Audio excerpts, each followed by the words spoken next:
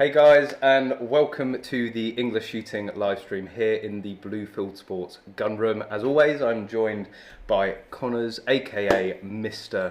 Magload. So, as always, the stream is going to be about all things guns, mainly focusing around UK firearms and shooting. But if there's any international viewers out there that wants to talk about any other topics, please put anything in the description below. I mean, we've got quite a few international topics to talk about ourselves today. We do. Yeah. And as always, keep the questions rolling in. We'll keep an eye on the comments. And if there's any issues with the stream during the night, then please let us know and we'll do our best to correct it. I know. We have someone working full time to manage the stream, so you know. In the background. In the background. You will only know him by voice only. We have a few photos though. We have a few photos, yes. So yeah, it's been a busy couple of weeks actually. There's been a lot going on, a lot that we've been up to, places we've been, heavy loads that we've shot. So we how's the shoulder? Oh god, ow. But we'll get on to that later. Again, please put your questions in the comment section, and please as well, if there's anybody that you would know that is interested in shooting and would enjoy joining into the stream, then please tag them, share the post. Yeah, don't forget to hit the share button that's actually on the stream. Post it to your timeline, get loads of people on. We can have a good old time. Absolutely. So one of the big pieces of news within the past few days, which I found, well, horrifying and also quite hilarious, was the fact that David Cameron's personal security ended up not only leaving his passport and David Cameron's passport in an airline toilet, on a plane, during a flight, but also left his service issue Glock in the toilet for a, quote, terrified passenger to find. I can only imagine what was going through that guy's head when he picked up the Glock. Well, yeah, I mean, it's understandable. You walk into a room, there's a gun. You have to be terrified. It could be jump up and start shooting at any moment. I don't know how no one died on that plane, but yes, it's quite ironic because lawful shooters, law-abiding shooters, people with certificates, people without certificates that enjoy the sport or hunting, they are under the magnifying glass by the UK police. And I think with good reason. There's a lot of responsibility holding a firearm certificate or being allowed to handle firearms, and it has to be done correctly. But then on the flip side, why should they get off lightly when they make a enormous cock up? Absolutely no sympathy. A few people have tried to defend the guy and say, well, mistakes happen. Yeah, mistakes happen, but... Oh, I think the best one I heard was someone commented, oh, it's just another piece of equipment. Police forget their equipment all the time, because that's reassuring. I mean, it is really lucky that the guy that found it did the right thing, went and got an air stewardess. But what I found quite shocking was the guy was almost kicked off the plane. Why? For finding it? Exactly. Absolutely baffling. So, yeah, they, I don't know. Again, we like to get, well, they like to hit us with a stick, and I think we need to hold them to the same standards as well. You know, these are the top of the top, the elite of the elite, and to make a mistake like that, I think, is absolutely inexcusable. So loads of people joining the stream. Good evening, everybody. Thank you, Daniel. It's yes. So the shirt that I'm wearing today is the official American Shooting Trips shirt. So anybody that goes on the trip in Kentucky will get one. I'm starting to get excited for it now. Oh God! I am starting to get excited for it. So we had David Kiddle, mate, one of the event organisers, come down to collect a gun from us. Started talking about all the things we're going to do, all the places we're going to go, the all-you-can-eat KFC buffet. There's a lot to look forward to. Well, one addition that, funnily enough, it was completely not planned. I just sort of put one and one together and realised we can go. But I don't know if many of you have heard of the Knob Creek machine gun shoot. It's fairly famous within the shooting world, and it has to be the pinnacle of machine gun shooting in the world. They do it at night with a load of tracers, and it looks like a fireworks factory has exploded. That's the thing is, you actually remarked on this, that it's organised the American Shooting Trip and not in amongst all the hustle and bustle of doing that. Yeah. Completely forgot that Knob Creek is happening. So it's actually the first weekend we go out. It's the Friday and the Saturday that Knob Creek, the machine gun shoot is going on. So I mean, for someone who's never shot a full auto before ever, this is going to be baptism by fire, I think. Yeah, you're being chucked in at the deep end. So we're going to hopefully be able to shoot stuff ourselves, but at the very least, to go and stand there and experience that, I'm going to have to double plug, that's for sure. Yeah. Yeah, in ears, over ears. He says that sort of thing quite a lot. So I do, yeah, but normally off camera. So yeah, we're going to be hopefully going to the Knob Creek machine gun shoot. I think we land on the Friday evening. We're going to try and get as far out of Chicago as possible, stay in a motel overnight, and then drive down. We're going to be planning a number of stops on the journey down to Kentucky. Mm-hmm. So if there's anywhere between Chicago and Kentucky that you guys know of, any ranges, any like sort of gun shops, any gun points of interest, then please let us know, and we'll try and schedule that into our trip. But yes, we're going to try and find the opportunity to find a couple of shops, visit them to talk about magload, because there are quite a few people who have shown interest out there, but we want to get them to put their money where their mouth is, really. Absolutely. Well, you know, when it comes to shooting, the American market is everything. That is where it's the mecca of shooting. So yeah, the Saturday night, the first Saturday, baptism of fire, go to the Knob Creek machine gun shoot. So yeah, really looking forward to that trip. You know, we talked last time on the stream about all the machine guns that are going to be there on the last Saturday of the trip. So, and as you said, you've never shot a machine gun, so you're going to get to tick a load off the list. David has told us there are still spaces available, so if you are interested in coming to the Knob Creek machine gun shoot, shooting a PCC, pistol and rifle IPSC match. That's the thing, is Knob Creek is just one tiny part of the whole trip. There's so much going on. Absolutely, and be shattered by the end of it. It's gonna be tough. I remember the previous Utah trips. You know, we were getting up fairly early, filming all day, shooting all day, and then when everyone went to the bar, I was in the room editing, uploading, getting the videos out to get the content out to you guys as quickly as possible. But yeah, after the IPSC matches, I think there's a 3-gun match that over 200 competitors are registered for, so that's going to be epic. We've got the machine gun shoot, loads of really cool stuff. So get in contact with myself through EnglishShooting on the Facebook page, or go to the American Shooting Trips Facebook page and contact them if you are interested in joining us. Mm-hmm. Neil from Rack and Load, of course, is going to be out there with us. Well, he's going to be in the car with us. Yes, he is. Yeah, and along with Dan Smerald. Yeah, and joining us in Knob Creek. I hear Creek. He's having a new floral print shirt for this trip. He is, yes. Yeah. There's actually a post in the EnglishShooting Facebook group where Daniel has a load of draft patterns. So if you want an input into what he'll be wearing for the trip, head over to the group and you can vote on what you think is best. Wasn't there a specific moderator he wanted as well? But I don't think we'll go into that just yet. Well, it's made its rounds on Facebook. I don't know if you guys have seen it, but someone actually modelled a... phallus. A phallus moderator. And of course, Daniel, aka Mr. Crap Magnet, sent it and was like, look, can you boys make this? So I don't know, watch this space, I guess. Definitely make it into for his 22 WMR. Oh, it's got to be done. It's got to be done, Daniel. It's going to happen. But Daniel also sent me a little picture today of a load of goodies. So he's sending down some rail scales for us to have a play with. So that will be interesting. And also he's got a floral dust cap for his AR, which is incredible. I don't know how you managed to get hold of that. The stuff you managed to get. The funniest one was the Daniel sent a video going, oh, I'm preparing for a match. You know, I'm checking this, I'm checking that. Oh, let's check the dust cover. Flicked it, and it flicked over and said, stop being poor on it. Ugh. Good on you, Daniel. Absolutely love you. I do have to give a shout out to Bobby, who's actually the father of Tegan, who's a Bluefield Sports sponsored shooter, for donating these mugs, a 1522 specific mug. So that's what I'm going to be drinking out of today. So it's nice, but do you know what's better than a stock Smith & Wesson 1522? Oh, of course. A mag-loaded Smith & Wesson 1522.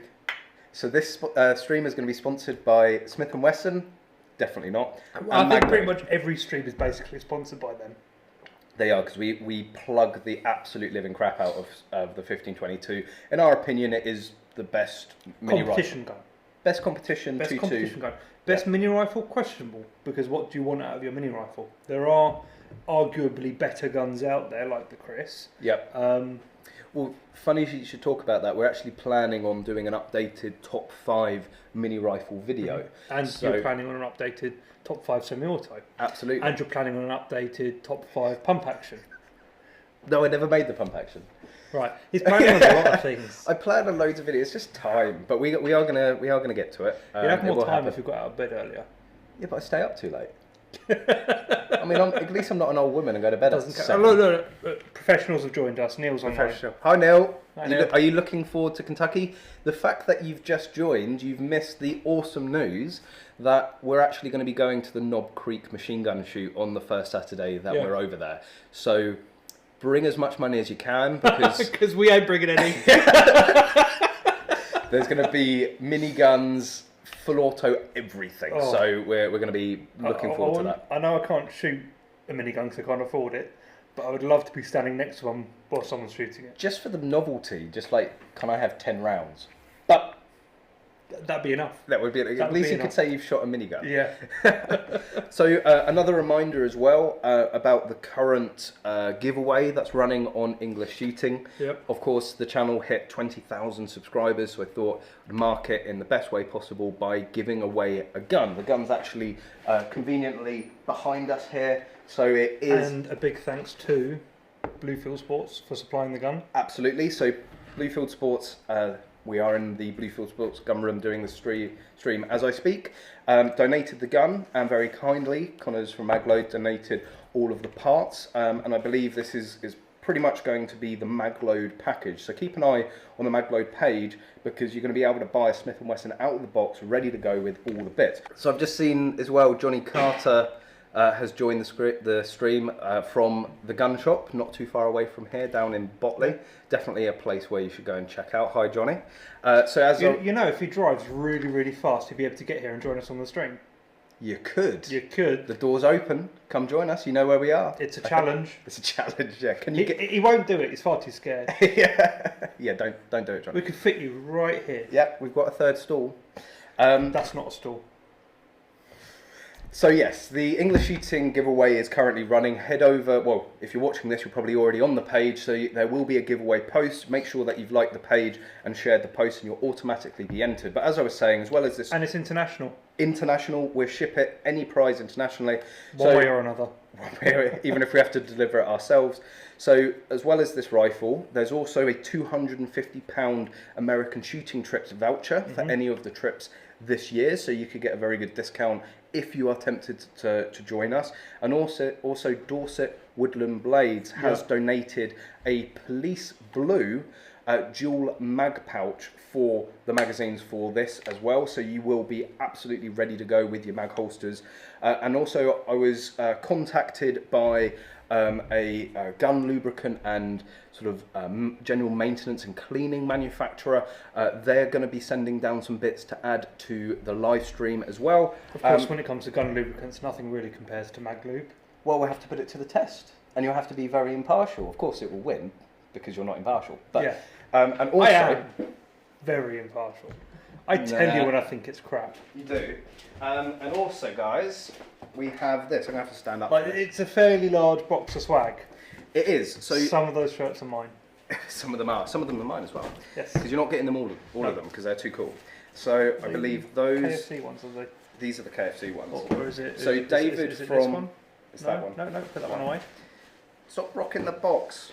Don't rock the box, baby. So David stopped by from American Shooting Trips. Also, he runs Caliber Innovations and Kentucky Firearms Club, and he's donated a few shirts for us for KFC, because Connors is actually now a committee member of KFC, but I'll get those out because they're not prizes. UK PSA liaison. I'm also the Southwest rep for the UK PSA, so I'm getting in touch with clubs. We're trying to set up ranges and stuff like that, trying to assist them getting off the ground. So if you do run a club with, did you say southeast? Southwest. Southwest. Southwest. If you run a club in the southwest, then Connors is the man to talk to about IPSC UK PSA matches. So we have from David, from American Shooting Trips. Hello, Nala. Convenient as always. To add to the epic amount of swag for the goodie bags with the giveaway, we have a collection of Vortex stickers, a load of other stickers in here, pin badges from Safariland, key rings, patches, I think. But best of all, and this is absolutely awesome, you probably have to fight Connors for this, but we have, the quality of this jacket is absolutely top. It is the 3-Gun Nation UK. It's the genuine 3-Gun Nation UK. Yeah, so jacket. If you're interested in 3-Gun, the official jacket, this will be included in the swag bag. We've got other hoodies. What's this? Another 3-Gun Nation, and a load of other 3-Gun Nation UK hoodies, t-shirts and swag, all in combined with everything that you saw here on the last stream. So I just thought I'd show you that. Quite a lot of good stuff. Absolutely. Like if you want to be in it, if you want to win it, you've got to be in it to win it. Got there in the end. Yeah. It's been a long one. It has. And our shoulders, as we said at the start, are aching a little bit. Cheers, Paul. Thank you for that one. Well, don't worry. He dialed down the load by 5 grams for us. Well, yes. So, why don't we get into that? So today we had a little bit of fun on the range. Paul from the World Gun Owners Association, again, someone who has donated some swag for the giveaway, came by and brought down his infamous 65-gram loads, or I guess the full infamous ones are the 70s, but some 65-gram loads to the range. He also picked up and bought a Section 2 Benelli SP, which is chambered. It's got a 3.5-inch chamber. It was a Winchester SXP, wasn't it? That's it, Winchester XXP. Yeah, there is a huge difference between a Benelli SP and a Winchester SXP. Yeah. Roughly about £1,200 difference. I mean, it's sort of the same words. Sort of. Not even close. This is a big cartridge. That is a very big cartridge. Well, what is it? I think it's actually SG shot. But 70 grams of it. To put it in perspective. Oh, not this again. It's every time. Cross swords. No, you can't do that. So standard. But to put it into perspective, the Lyle Vale and Buffalo buckshot we shoot in competition is pushing a power factor of 740. Right up to that upper limit of 750, and that is like 36 grams. This is 70 grams. It's got to be double that power factor. Well over 1,000, I'm sure. Well, bearing in mind that usually this space is meant for 2 cartridges, but let's test. So I'm just going to say something here. The old double quad loaders will hold 2 of those cartridges. What, 2 3.5 inch? Yes, they were just. Wow. So the old double quad loaders, one of the reasons they were so long was because I wanted to accommodate every cartridge you could possibly fit in. Yeah. And when we went with the Nexus, which was a much more IPSC focused loader, we dialed that back to cartridges you can realistically use in IPSC. Because I'm telling you now, if you've got a 3.5-inch cartridge, it's way over power factor. Oh, it is. Well, you'd never feasibly use this in an IPSC match, but we do have a clip of shooting the SXP, the Winchester SXP, and just what this is in slow mo. But watch the footage. It is absolutely incredible. I could feel the recoil down my arm, up my neck, down my back. It is just absolutely insane. And as we said, these were the 65 grammers, not the full 70s. I don't believe it's playing. I think it's oh no, it's just slow mo. There we go. It just knocks you backwards. After the first couple, I sort of adjusted my grip and...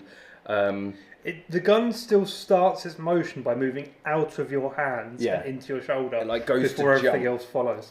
I mean, I notice your watch jumps about an inch up your wrist when you pull the trigger. But you can see as well, we put it into super slow-mo in the video editor. And you can see all the muscles and tendons in my arms like tensing up. You can see the wobble. You can see the shockwave travel down your forearm. It's incredible. So yes, thank you very much, Paul, for coming down and showing us that. Please don't do it again. Well, for a good 2 or 3 hours afterwards, like if we lifted our arms up above that, it's still there. It's still there. Well, I've got a little bit of a pinch mark. You've actually got some damage done. Yep. What was that? What was that? You flexing there? You can't license these guns. There we go. You don't need to. They're like air pistols. Less than lethal. Less than lethal. Hang on, the thing is though, if it's less than lethal, isn't it Section 5? Section 5 guns. There we go. I'll take that. So new with the channel as well. I hope you've been enjoying and watching the vlogs. It's a way for us to show you all the interesting things that come into the gun room or happen in the gun room. So head over to the EnglishShooting YouTube channel if you're interested in learning more what a typical day here is like. But do cut all the trade secrets out first, because you do end up catching me at the wrong time quite a lot. Yeah, with new products being developed, and you're like, no, like can't show this yet. It's secret. But yeah, there's loads of stuff that happens that's really cool, but maybe wouldn't be enough to put into a main video. So we condense it into the vlogs so that you can experience what we get to experience. Big cartridge. You're very impressed, aren't you? Yeah, I mean, what's it for? Fun. That wasn't fun. That was far from fun. It was fun. It was good. It was absolutely amazing. Yeah. We did also have a bit of a. We've got some complaints. Oh yeah, Alex, some repairs may be needed up at the range.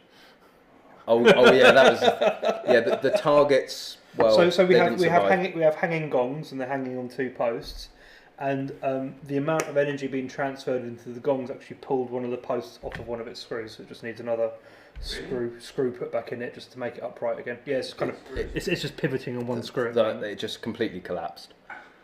That's the power of the 65 grams. There's no audio issues. That's fine. Yeah, you've corrected it. Okay, so well, no, people just need to pause and unpause because there was a skip a bit earlier. Yeah, so we're just gonna have a quick look at questions. Neil, need to come down and join you guys. Can you give the new social media website a plug? Of course. So Neil has started a gun-specific social media, rackandload.com. So it's meant to get round all of the, let's say, bullshit of Facebook and all of the PC political nonsense. It's basically as Facebook groups are getting censored and getting shut down. He's created a safe space for social media, much like Gunroom TV is a safe space for video content. This is a safe space for social media and posts and things like that. They have classifieds. Nala is attacking the swag. No, that's not your swag. Oh, she's going for it. Oh God. Is that the 8th? Yeah. 8th, so we'll talk about that in a sec. So yeah, Neil, please do come down. We need to make some more videos together. We've got loads of cool stuff that you can come and shoot down in the gun room, and I'm sure you can bring down a few toys like the 75-pound Mossberg you always like to talk about. But yeah, head over to rackandload.com if you want to join a social network made specifically for shooters. There's classifieds on there, so you can buy and sell anything you want, which is really what Facebook should all be about. I understand the reservations of being able to sell guns on Facebook, but in the UK, in order to buy it, you're vetted, you're licensed. It's, you know. I think what Facebook's trying to crack down on is illegal selling of guns on Facebook Marketplace and that sort of thing. Yeah, go to the dark net. Like it doesn't matter what Facebook does. There's always going to be an avenue for. Yes, but they don't want to be that avenue. That's what it is. It's about shift. It's not about doing good for the world. It's about shifting the blame onto someone else. Well, I guess it's for the same reasons that we're doing the stream now on Facebook, is because YouTube threw a paddy about handling guns online live streams, because obviously in a regulated and licensed gun room we're going to commit serious crime. I mean, it's the reason we're on Facebook in the first place, is that YouTube would block the live streaming of firearms. Yeah. So no, not the live streaming of firearms. You can't handle a firearm. Yeah, you can't hold them. So this is fine. This is not. Illegal. Illegal. Oh, that's the first time I've been able to do that. But it's not technically illegal. It's just against YouTube's community standards or policies, whatever it's called. Yeah, you know what I mean. So I've got a question from Raid. Good day, I'm from Australia. I mean, that's like perfect. Like, even putting good day in that's in racist. Text. I'm reading what he wrote. So not really in the loop of what's happening in the UK. Was just curious as to what's going on with the VZ58 Mars. Have they taken them away yet, or is everyone still in limbo? Well, they are so exceedingly dangerous that everyone still has their guns. Absolutely. Yep. It's the best way to handle a dangerous situation is to leave them in the hands of people that absolutely cannot be trusted. Yeah, obviously. They definitely can't be trusted, otherwise why would you be taking them away from them? I mean, think of all the crimes that have been committed. No. No, wait, I got one. No, that's not it. So, of course, because as you can see, we've got one of the Mars VZ58s. Yep. They haven't been taken away yet. No one knows what's going on. There's been no updates. Apparently, there was... The virtue signalling is done. The actual task of taking them away doesn't actually need to be performed. I don't know. I'm sure they've got some more mileage in the virtue signalling. But the most recent update that I saw was that apparently they were going to release all the information in March of this year, but then they've postponed that to some point in this year or maybe next year.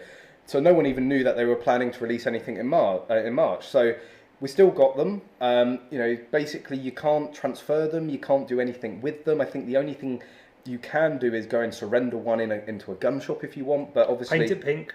Paint it pink, absolutely. Take all your bits and pieces off because they're still worth money. Just hand them a receiver. So anything that's non-licensable, like the stock, the grip, even optics, the rails. The rails, the fore end. Yeah. You never know what you could use. The sights, do they come off? Probably with a hammer. Yeah. But basically it's in limbo. No one knows what's going on. If you've got one, well, it's still legal to go and shoot and to still own. You just can't do anything with it. And what everyone's really worried and concerned about is, well, first of all, are people going to get compensation? Yeah. It hasn't been confirmed yet whether they are going to compensate the confiscation of these. So they might just turn around and go, no, hand them in within the next 2 weeks and stuff you, basically, which I think is a lot of people's worries. I know everyone that has one, as well as the lever release, because not forgetting the lever releases are going to be banned as well. People want to go out and buy their new things. They're already setting their sights on, say, the Caliber Innovations straight pull 9mm. Yeah. But you need the money from the gun they're going to take away from you to go and put it into something else. So, yeah, no one really knows. Just a quick demo. I've shown it on the channel loads of times, but the way that this gun works for any international viewers, because obviously in the UK you cannot have full-bore semi-automatic rifles. So the way that this navigates the law, just imagine you just fired a round, the bolts come back, it's locked, you pull the trigger, the bolt will go forward, and then it's ready to fire. So you fire it, the bolt will come back, it locks back, you can pull the trigger again, releases the bolt, ready to fire. So for two pulls of the trigger, you get one shot. It's completely the inverse of a binary trigger. Yes. So what's the inverse of binary? Hex? Non-binary? It's the hex trigger. Oh, there we go. That doesn't make sense. No, it doesn't. But not a lot of things do. No. So we did have a question about the ATA Sporter. So we got it. We got one. We've got one here. Right here. And it's actually been used mostly as your pigeon gun, hasn't it? Yes, it's actually really nice for the money. I personally quite like the aesthetic. I like the non-engraved flat black slides. It's not pretending to be anything it's not. The barrels are painted, not blued, which is what you'd expect for this. It's cheap wood with no real grain to it, which is what you'd expect. And it is wearing as you would expect. The gun's had about 500 rounds through it and drops open, like I said, 5,000. So I can't say how long this thing's going to last, but if you're after a gun that's going to last you a couple of years, you certainly can't go wrong with one of these. What's the RRP of one of these? About 800 quid, I believe. About 800 quid. So, see, the issue with that price point is you're knocking on the door of a second-hand Beretta. Yes. And personally, like, okay, you buy a second-hand gun, you don't have warranty, you don't know how it's been used, how many shots it's been through. You could take 2 shots and the stock splits in half and you've got no coverage. At least with buying a new gun, you have a warranty, you have some comeback with it. But I would still say go and buy a second-hand Beretta. I mean, if you have a look at this, we've already got the lever is now on centre after just 500 rounds. Yeah. It's not going to take long till that's completely over the other side. It's going to get you shooting. If budget is your ultimate concern, it's going to get you out there, it's going to get you shooting. But the saying holds true, you buy cheap, you buy twice. And it's going to last, as you said, a couple of years, maybe 3 if you look after it nicely. And then you're probably going to start getting issues. So when you say look after it nicely, what he means is you'll have to open it like this, be really careful, pull the cartridges out by hand. And even in those 500 rounds, you've had a few malfunctions with it as well. I've had a single malfunction. Right. I've had a single failure to fire. Yeah. So pulled the trigger, it's gone click. Yeah. But the pin didn't strike the primer at all. Which, in comparison, my Silver Pigeon, which is now 7 years old, I've put thousands and thousands and thousands of rounds through it. It's never been serviced. It's never had any maintenance done, and I think I only had one failure to fire, and I couldn't necessarily put that down to the gun or the cartridge, so I don't know. So I mean, that's a comparison for you. It's a nice gun. I really like the shape of the forend. It swings nicely. I mean, it fits me as is, which is great. It's not as nice to shoot as the DT10, of course. Yep. But well, it's still here. It went for a little bit, but came back. The DT10's back, thankfully. So that's the one you like shooting. But if any of you decide to buy the DT10 that's here at Bluefield Sports, I will find you. Find you because you'll miss it so much and you'll want to shoot it. So I had a question from Paul. So this is probably you are the 3D printing guru. So sure. Evening gents, 3D printing. An item I'm printing that is meant to be perfectly round is slightly oval. Yep. Any ideas? I know you do lots or tons of 3D printing. One of your axes is not set correctly. So what's that? That belt tension? Or? No, it'll be the steps per millimetre. It sounds like the only time you get that sort of issue, if you've got some sort of homebrew printer, or a cheap printer where you've got stepper motors not making full steps. It could be that you need to drive more power to the stepper motors. Maybe there's too much resistance along an axis and it's skipping steps. Depends how uniform the abnormality is. If it's uniform, then it's going to be a software issue, changing the steps per millimetre. If it's not uniform, then it's likely skipping steps. So check for friction on the axis.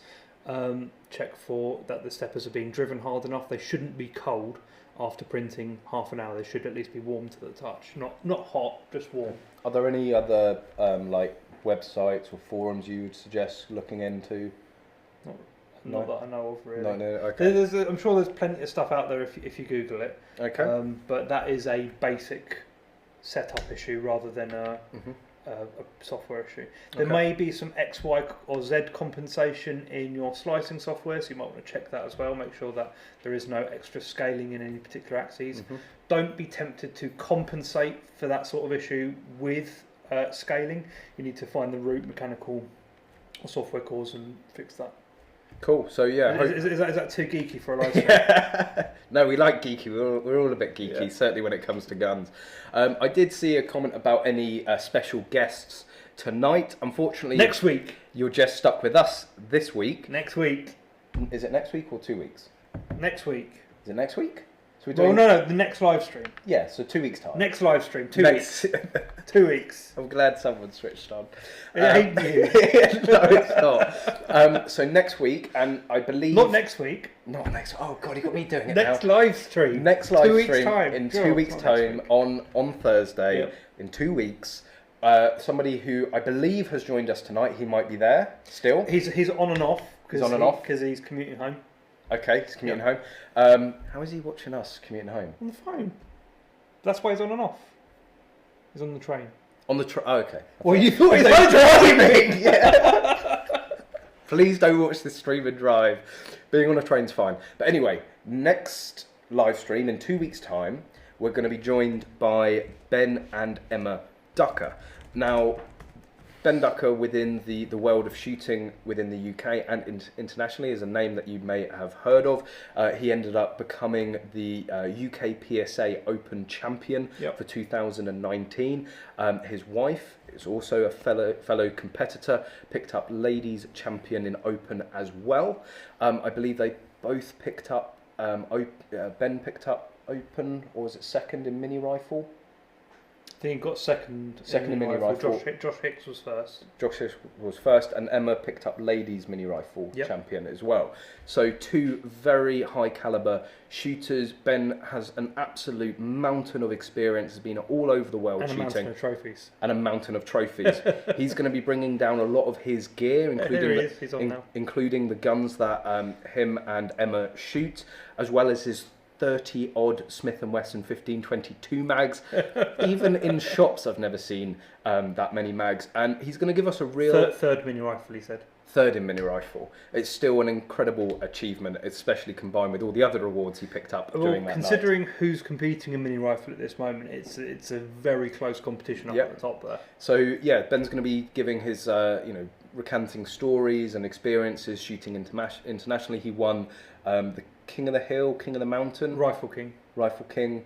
I'm sure he'll be able to get all of the sayings and names correct. Well, no, why don't you leave it for when he gets down here? And if you want to know more, join us on the next live stream where Ben will be able to tell you all of these stories firsthand and not mess up all the names for everything. And for any female shooters out there, obviously we try to answer as many questions as possible, but obviously not being female ourselves, well, I don't know about some, we... well, you did win First Lady. Oh, we did. Didn't you? Yeah, apparently.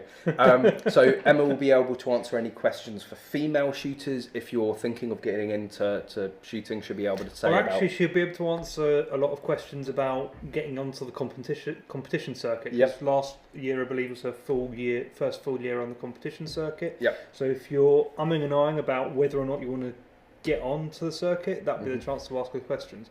Quite frankly, the answer is short and simple. If you're umming and ahhing about it, just do it. Just do it. You're going to enjoy yourself.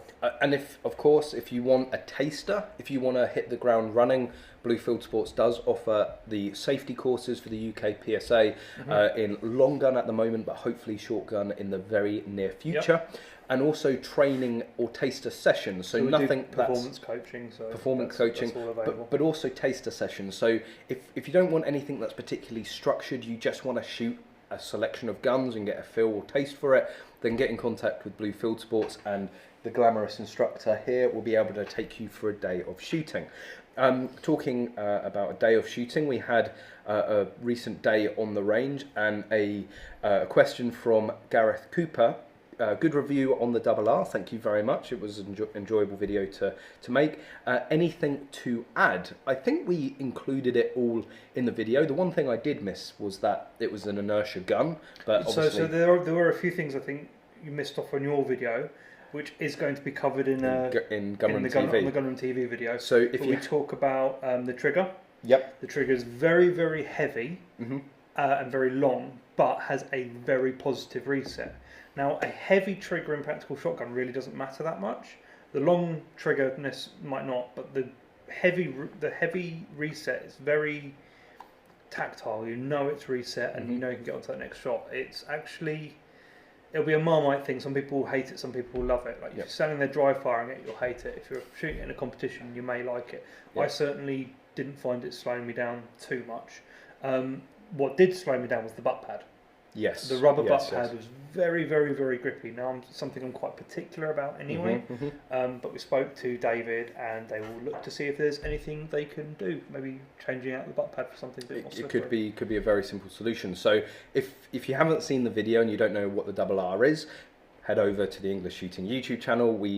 I did a review of it recently. Obviously, I wasn't able to shoot it because it was a Section 1 gun, but Connor's had the pleasure of doing that. The Caliber Innovations RR is a practical orientated shotgun. It is a Turkish Benelli clone, and I do explain it in the video that usually Turkish guns don't have a good reputation, but Caliber Innovations overall have done a very good job with it. So I mean, from what we've noticed about the gun, it's everything you'd expect from a Turkish gun. It's showing signs of wear and all this kind of stuff, but it comes literally race ready. There is nothing you need to do to that gun to take it into a competition. It is maybe a larger charging handle on it. The thing is, it's not that necessary. I think bit of training. The thing is, you don't need a larger charging handle to enter a competition with it. No, absolutely. It has a charging handle. Yes. What you need, and a lot of guns don't do, is the port work, and that thing is good. I mean, it's very easy to load. And actually, the port is very much set up somewhere between a beginner's port job, which is going to be very deep with that thumb stop, and a sort of more practice shooter's port job with that nice smooth flick. It's not a flicking gun. You can't get very, very fast on it, but you can get fast enough to impress everyone around you. That's the important thing. And talking of impressing everyone around you, they're offering that Cerakote colour option for just £50 more. So £725 as the base gun. And David, so one thing we weren't too sure about was the base colour, and David has confirmed that for £725 it will be grey. So in the video, everything that's green... I think it would be quite nice in grey. Yeah, no, I think it's a great base colour. So everything that's green on the gun in the video, if you buy the base price, would be grey.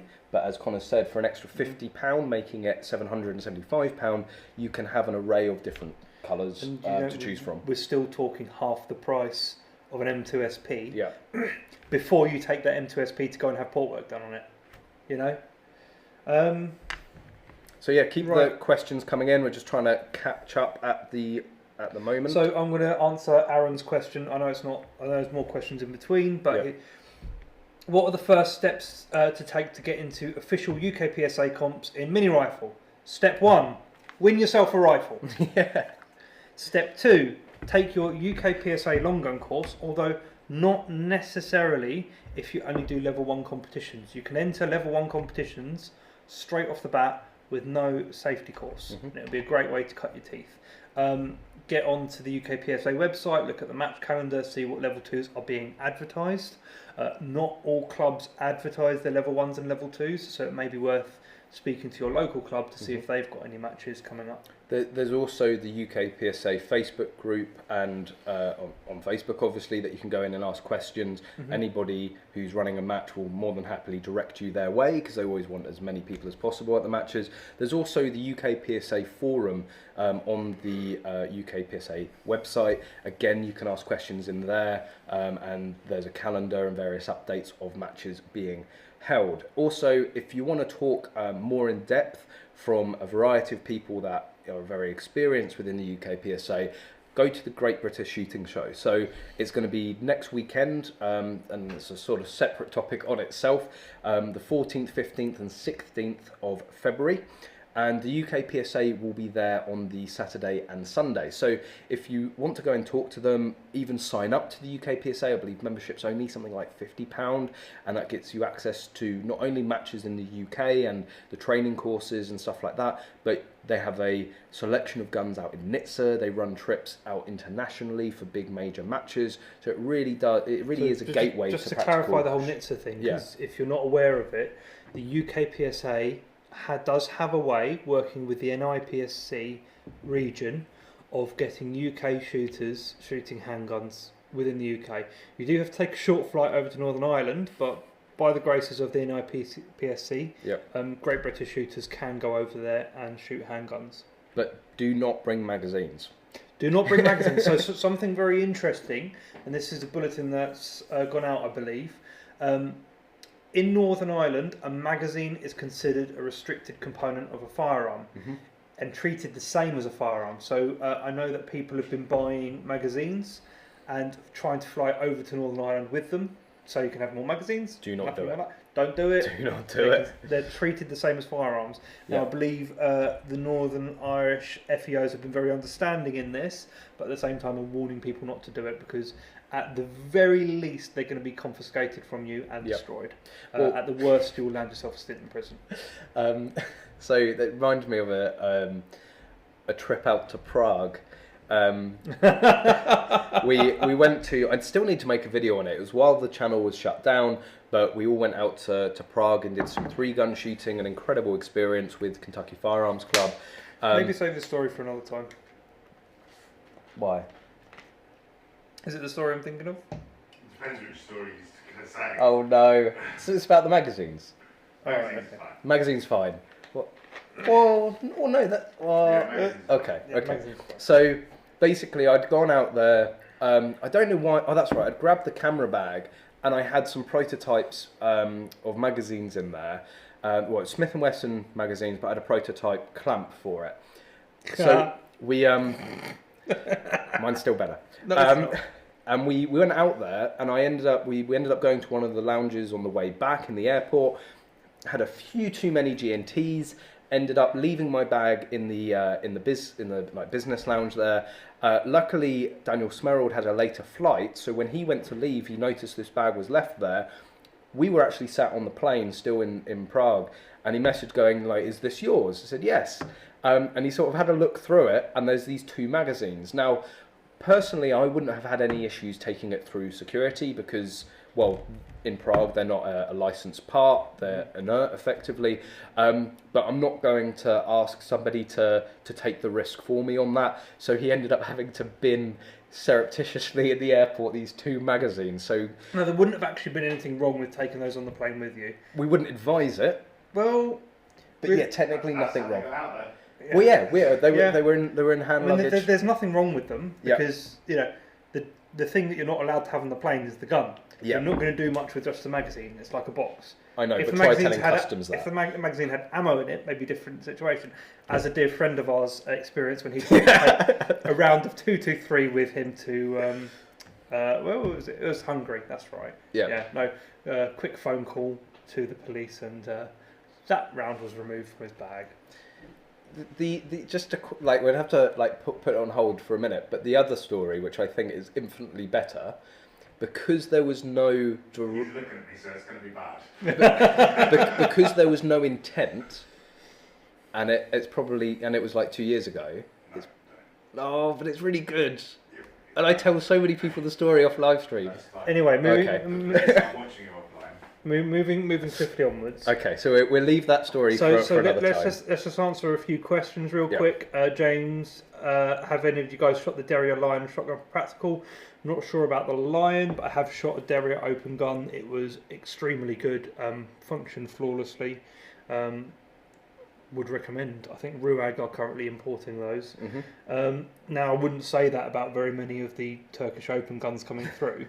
Apart from so the Derriers are very good. We've seen a lot of those on the world circuit, as well as the Armsan RS1, which is pretty damn good out the box. And there are a few people here in the UK making them really race ready. Graham Guest is your man if you want your RS1 raced. Another quick question as well. I know it was a while ago. Gary, how hard is it to zero a long-barreled pistol? And what would the normal zero range be set at? Now, I know Connors instantly is going to have an opinion on it. I'm just going to caveat it and say if you ask 10 different shooters where to zero your gun for, you're going to get 10 different answers usually. Everyone has their own preferences. But well, actually, my answer would be depends on what range you're going to shoot at next. Yes.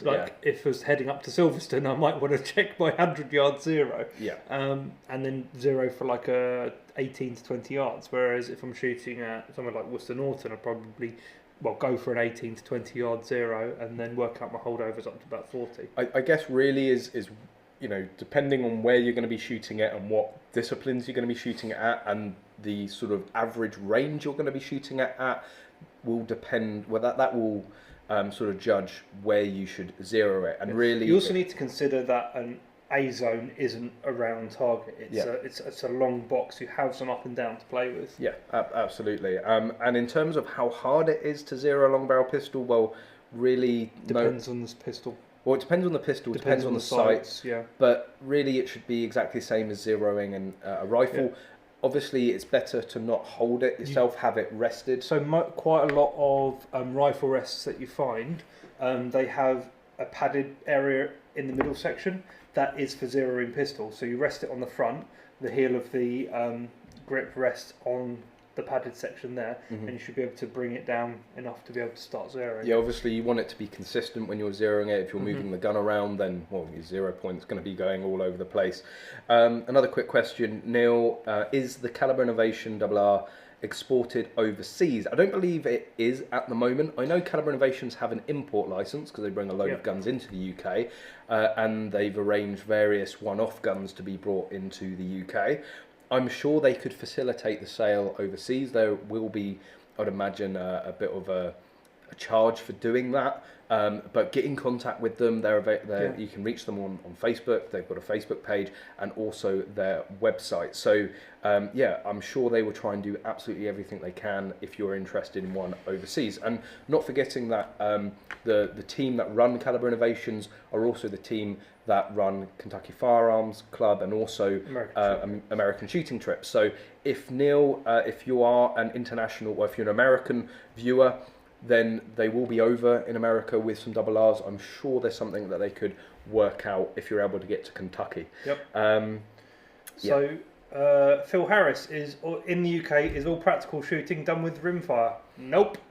We have centerfire, semi-automatic and pump-action shotguns. Yep. And we have straight pull and previously lever release rifles, which we centerfire calibers 223, 762, and whatever other caliber people would like to bring along. There was a bit of 300 blackout blue shot last year, until people realised it was no good at range. Gary McCall is it's a PPQ with the basic sights. He's the one asking about zero. Oh, okay.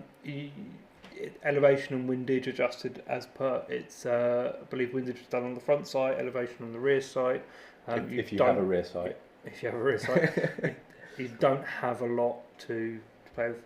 And as Ben and Tom Illoway are pointing out, we've also got pistol caliber carbine shot with lever actions over here. Under lever, we have revolver, LBPs, which is rimfire, LBRs, which is full bore revolvers. There is quite a lot of shooting over here that is not just rimfire. We're quite innovative.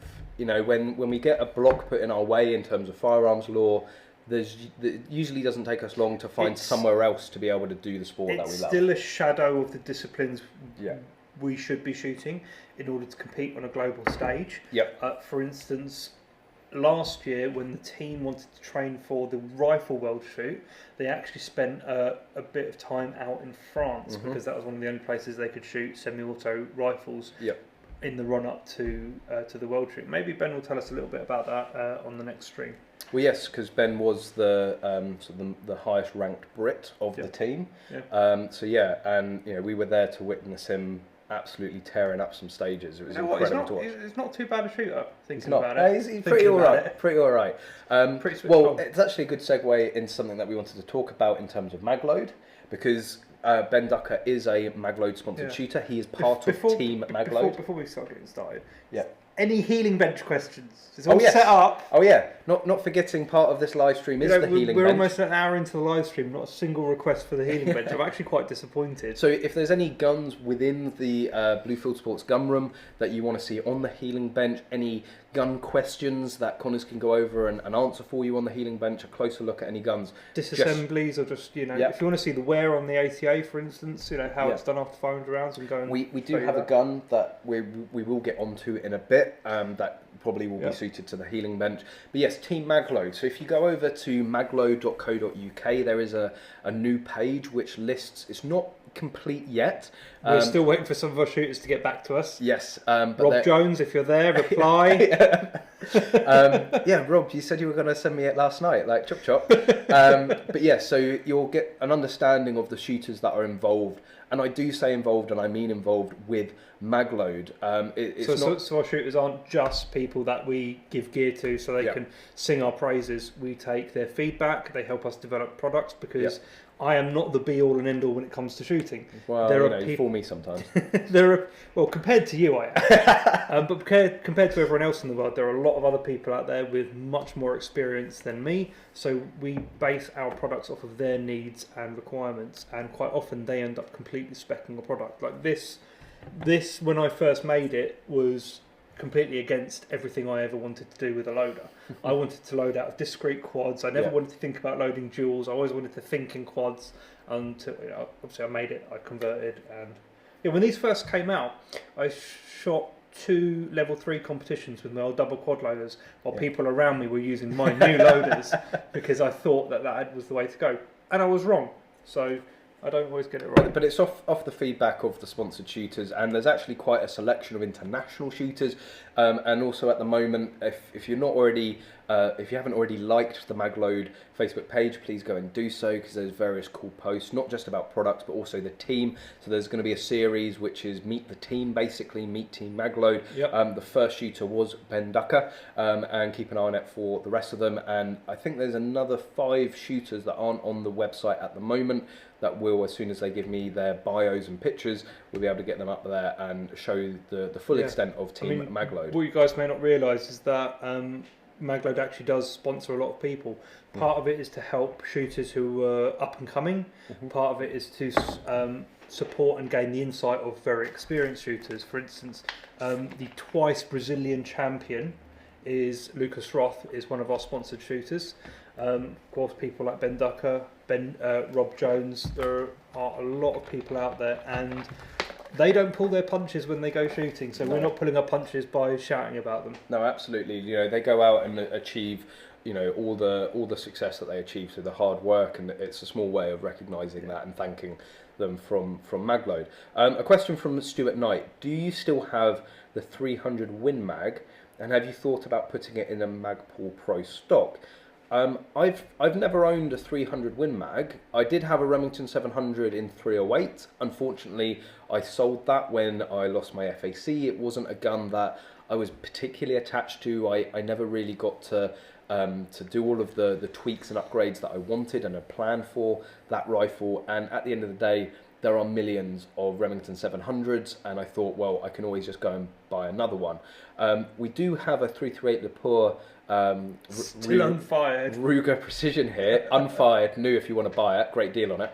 But we will Comes be doing with a case of ammo. not for sale. The ammo's worth more than the gun, guys. Yes, we will be doing a series on that very, very soon.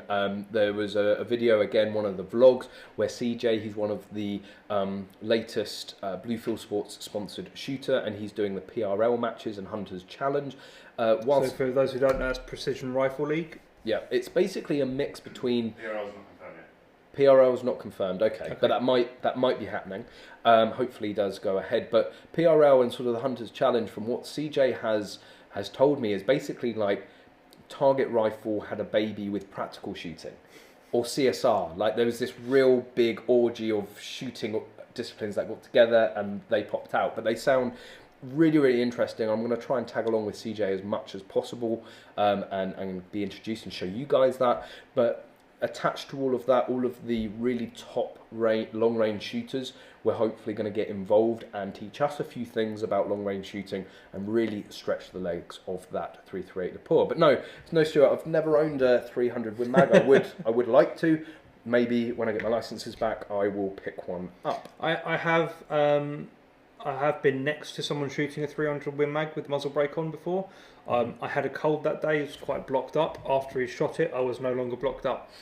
The muzzle blast was incredible and quite uncomfortable. And I have a request from Aaron. Can we look at Alex's Remington 700? And if so, what model is it? Well, it's not really... Do you want to go over to the healing bench for this one?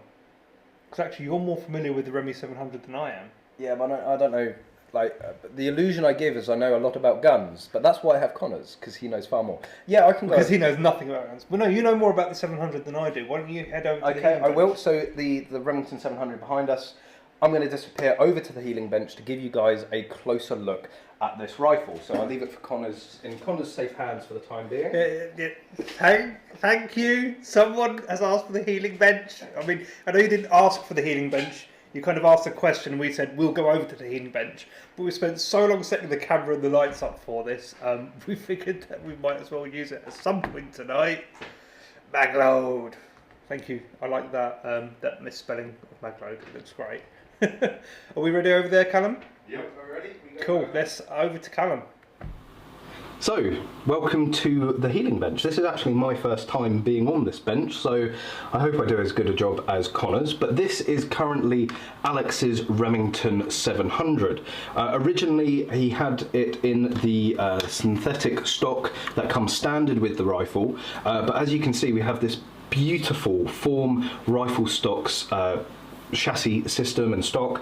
It's fully adjustable, so you've got your length of paw adjustment there, you've got your comb and your cheek riser on there, so you can get onto the scope and have everything exactly suited for you. And obviously if you're sharing the rifle, people can easily adjust it, and Alex is probably going to kill me because he's probably got it set up for him, but you can easily adjust it in the push of a button. That's probably a two-handed job. There we go. It's really, really smooth. I did actually have one of their Ruger 1022 stocks, which is up there, but it's too high for me to reach, and the Gen 1s were a little stiff, but they've really put some R&D into the the adjustment here is really buttery smooth now.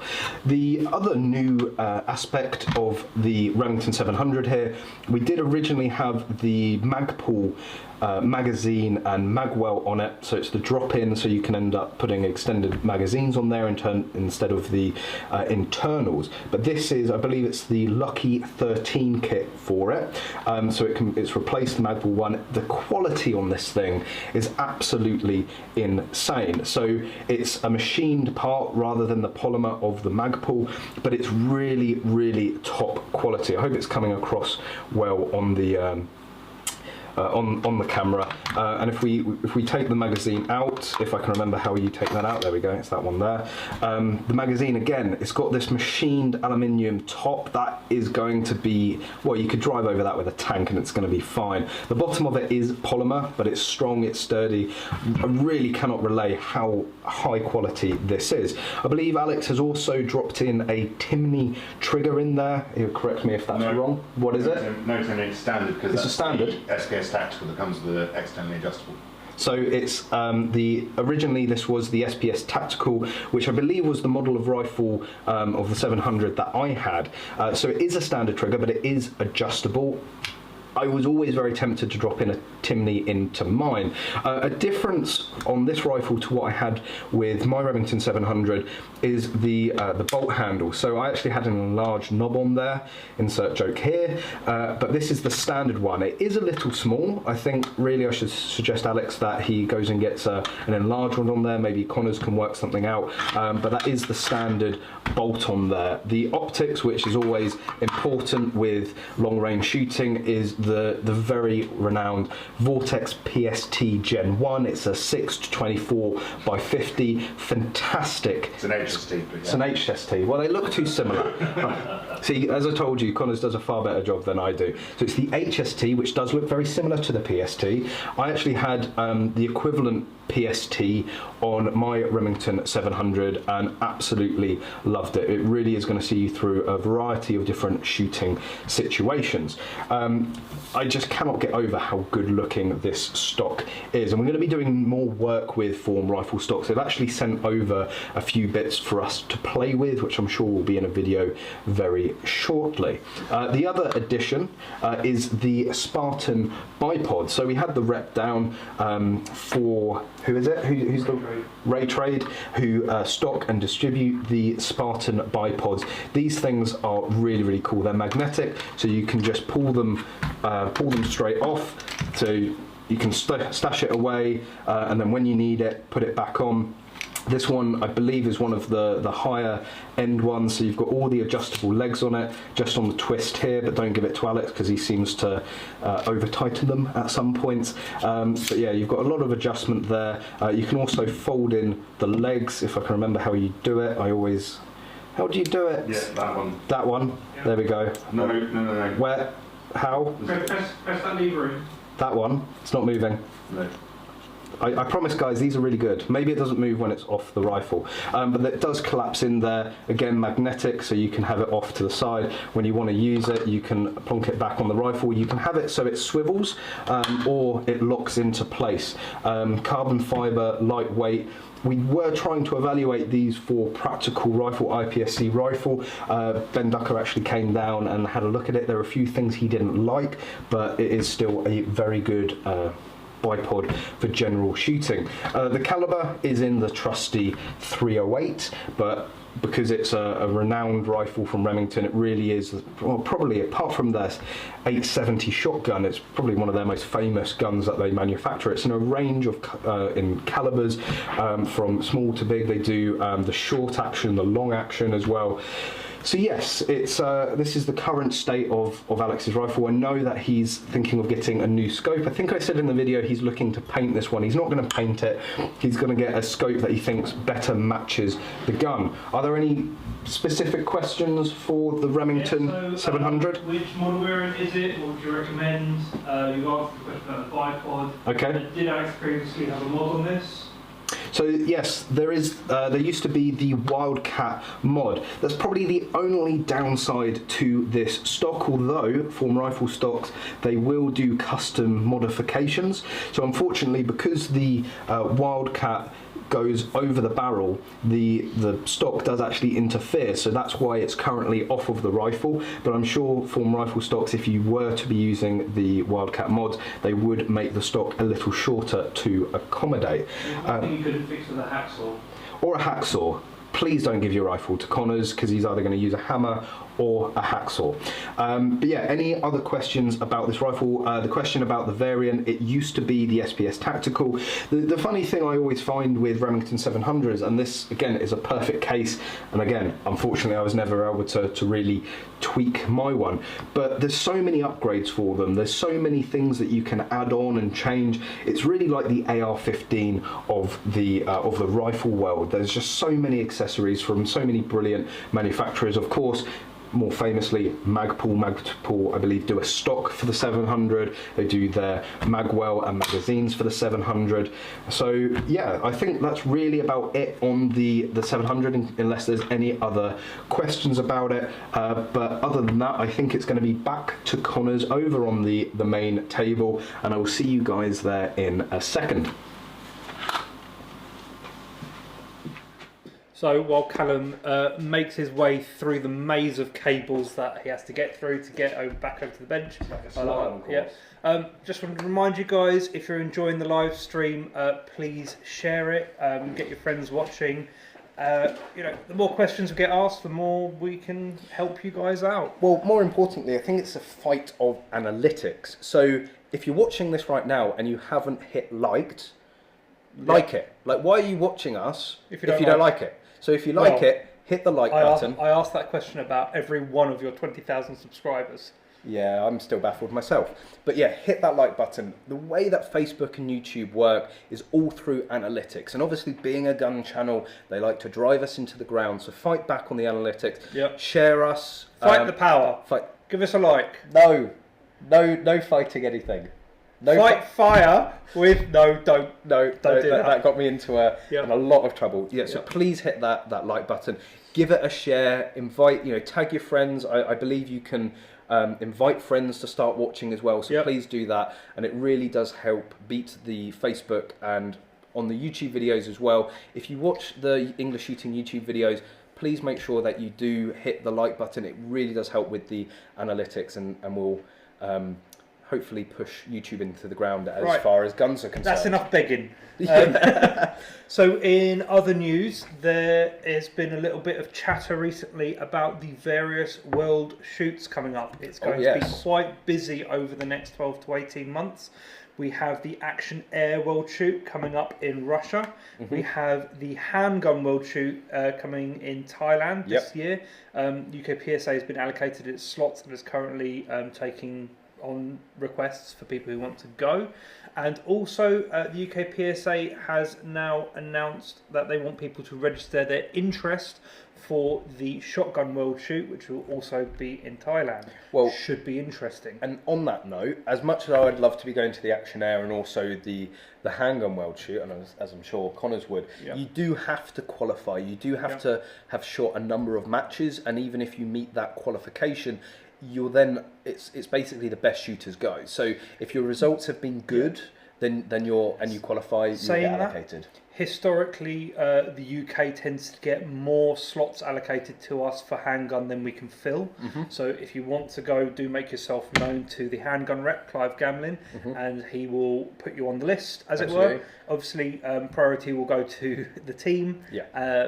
And then from there will be rolled out to anyone else who's on the list. It is going to be very expensive. We're hearing reports of 90 pence a round to go out there and shoot. So, and that's 9 mil, obviously. That's 90p a round for 9 mil. There is also complications in Thailand with transporting guns. Foreigners to Thailand are not allowed to have guns at all. So there is various rumours about how that's going to work. One of the rumours is that the police are going to collect your gun from you at the end of the day, right, and give it back to you the next day. No one actually has any solid information about how this is going to work. Everything you can see and read online at the moment you're is really just selling speculation. This. You're really selling it. But it's interesting. It is. It's going to be a good test run for when we go out for the shotgun world shoot. Yes, so there's the shotgun world shoot, and that is being held also in Thailand, I believe. Yes, it is also in Thailand, which is why it was going to be a test for the laws. Absolutely. How they handle us. Again, ammunition's going to be a problem, I think, there. The UK PSA are talking to a particular manufacturer. Yep. I don't believe anything's been announced at the moment, so we won't say anything. But the UK PSA is trying to find a way, whether it's via them or another route, to make sure that ammunition that we train with over here is available over there. Absolutely. It is certainly a risk when you go to another country that they don't have the cartridge that you train with. And you don't know how that shoots. You don't know if your gun runs with it. So, also, just on a side note of Shotgun World Shoot, very pleased to say that Connors and I have registered our interest. That doesn't mean anything. It doesn't. It doesn't mean anything. I'm sure if one of us is going to go, it's more likely going to be Connors, given his experience and track record. But I am going to be hitting the competition circuit very hard this year with UK PSA and IPSC, mini rifle and shotgun. Well, we've had our first training session of the year, haven't we? We did. We went down to the range. Obviously, I'm shooting section 2, but there's still a lot of stage planning and general training that I can do. I'm doing quad loading in the gun room, so I'm still allowed to handle section 1 shotguns and therefore use dummies. So I'm trying to get my quad loads down, so trying to do as much training as possible. And if you've seen the Stoga recently, you would have seen the long tube on it, and I've actually put dummy cartridges inside it. Although we found out you have to take those dummy cartridges out when you shoot because it's affecting the inertial action of the gun. Yeah, so what I wanted to do is simulate a section 1 shotgun and get used to the weight and swing of it. But you were saying that you think there's because it's a sprung weight, you're essentially getting shell surge, but it's not causing the typical feeding problems you get with shell surge. It's actually failing to actuate the inertia mechanism properly because that's sucking up all the energy rather than throwing the gun back and cycling it. So we need to test that out. But yeah, I'm training as much as I can.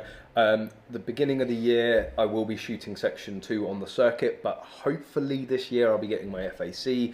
So I will then we'll be going into section 1, and hopefully I can prove myself enough to be allocated a slot. Because shotgun is the biggest. You have to work hard.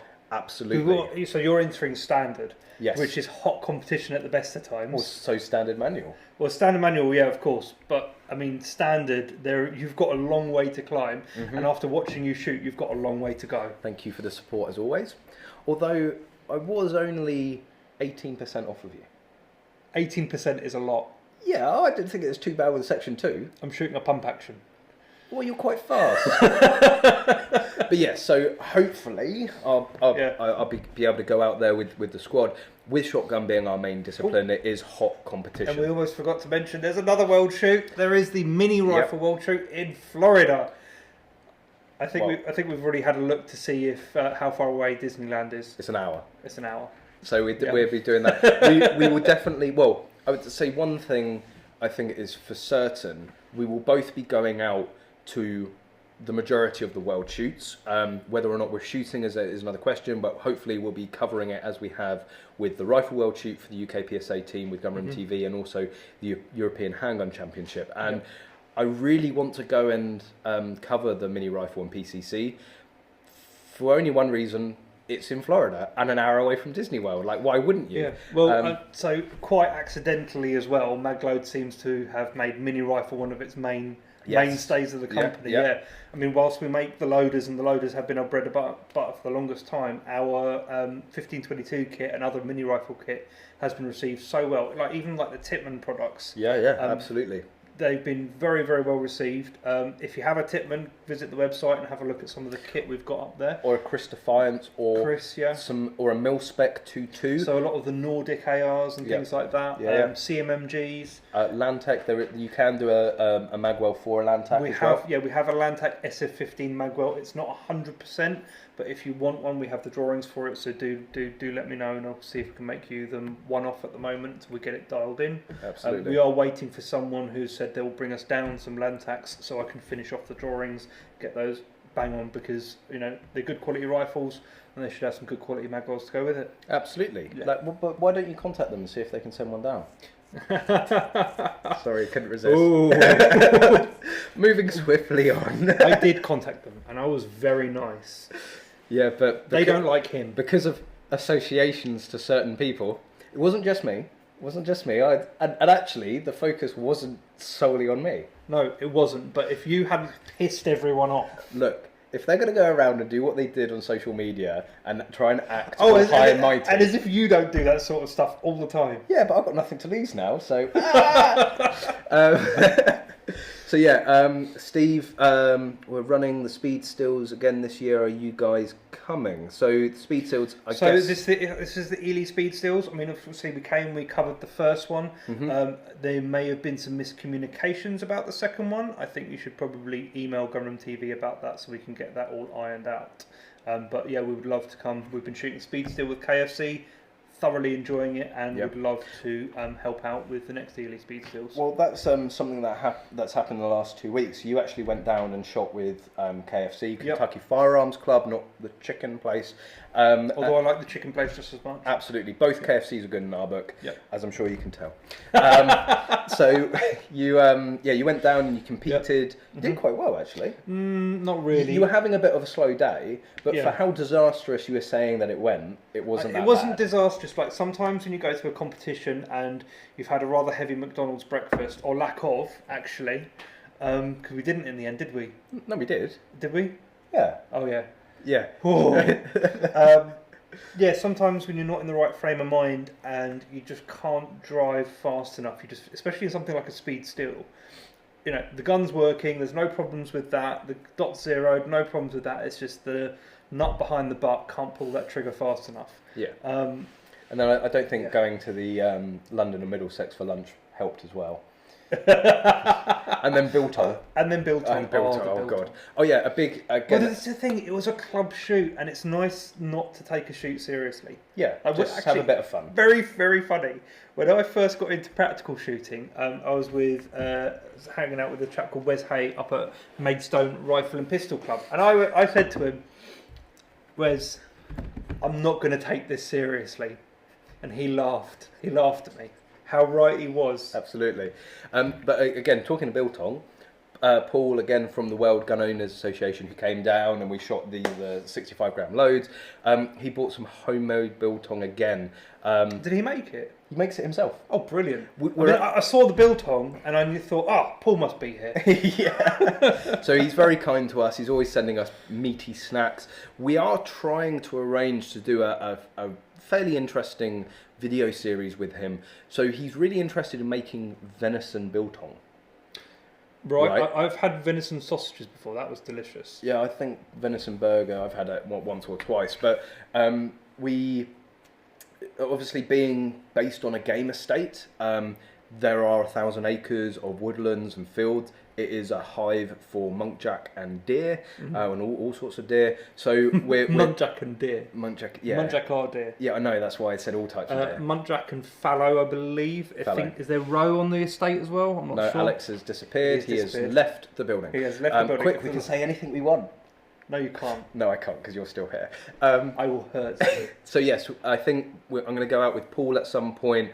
There's also Bill that stalks on the estate as well. Yep. So either Bill or Paul, we're going to go out. Let's not forget that Bill did invite you to go stalking with him. You said you would go, and he was left waiting for you. He was. I'm sorry, Bill. Yes. Yes, he invited me. The issue was that I needed to be here at 6 o'clock. And 6 o'clock in the morning is closer to my bedtime than it is the time I wake up. So I didn't wake up, basically. Sorry, Bill. Well, I did wake up, and yeah, just couldn't get out of bed, really. Right. But we will be going at some point, either with Bill or with Paul, to go and get a deer on the estate, and then I'm actually going to document the process of him turning that deer into biltong. Yeah. I think he said something that he can make something like 25 pounds or 25 kilos in one go.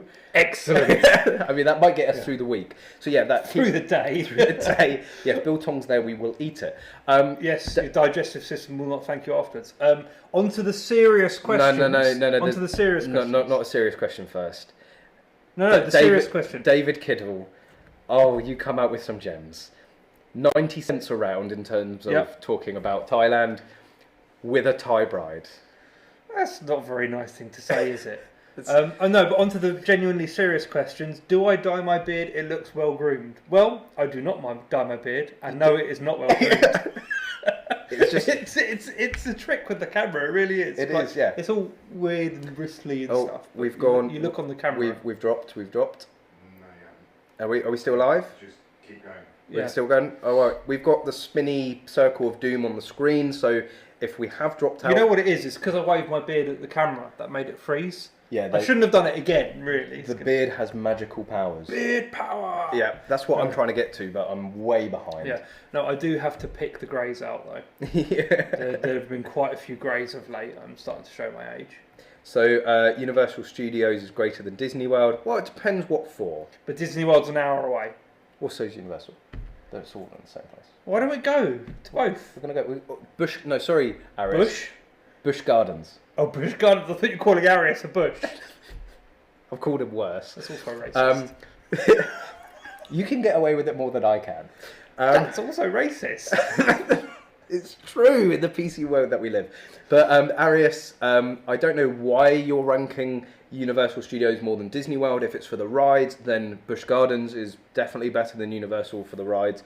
Got another friend from another completely different interest and hobby of mine, which is tearing up the streets in my Chavvy Civic.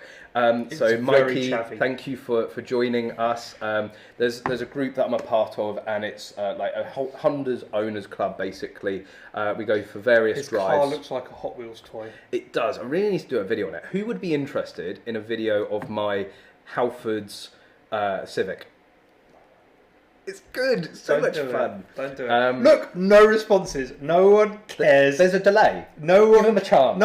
No one cares about your Chavvy Civic. I would love to. The vote is over. Moving on. Please, if just one person wants to see it, I'll do it. Please.